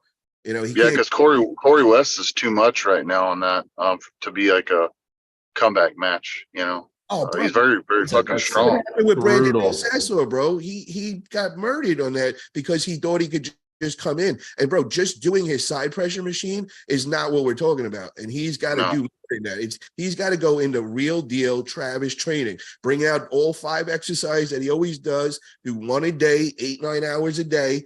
That's real deal Travis. If we see that happen, which I just don't see it, man. You know, he's about to be killing it with his son and all. And Well, yeah. well, What where's about the motivation? What about someone like Breida? Oh, bro, I love Breida. That's Breida is the tough man, but match. you know, he did it to him in Texas, bro, and he just wanted to put a show on for me, and he was like, "Yo, watch this, bro. I'm gonna come in this tournament. I'm gonna rocked everybody, and then came to me, and he's like, "Yo, I'm gonna make everybody feel good. I'm gonna let them win." And you know, I was like, "Holy shit, bro! He dominates, bro. He's another level, bro. And just him playing in the setup. I mean, he's one of the smartest officers on this planet, bro, for real." But, All right, guys, we're gonna end the stream. All right. Thank you, Paul, for stopping by. Thank you, Leroy. Thank you, Roberts. I'll see you on Wednesday, Paul, for the buzz. Tom, let's see a gun show, bro. Leroy, let's see it, man. Yeah. Hey, Yeah, boy. Hell yeah. what's up? Hell All yeah. right. Get your tickets, right. boy. All right, catch you guys later.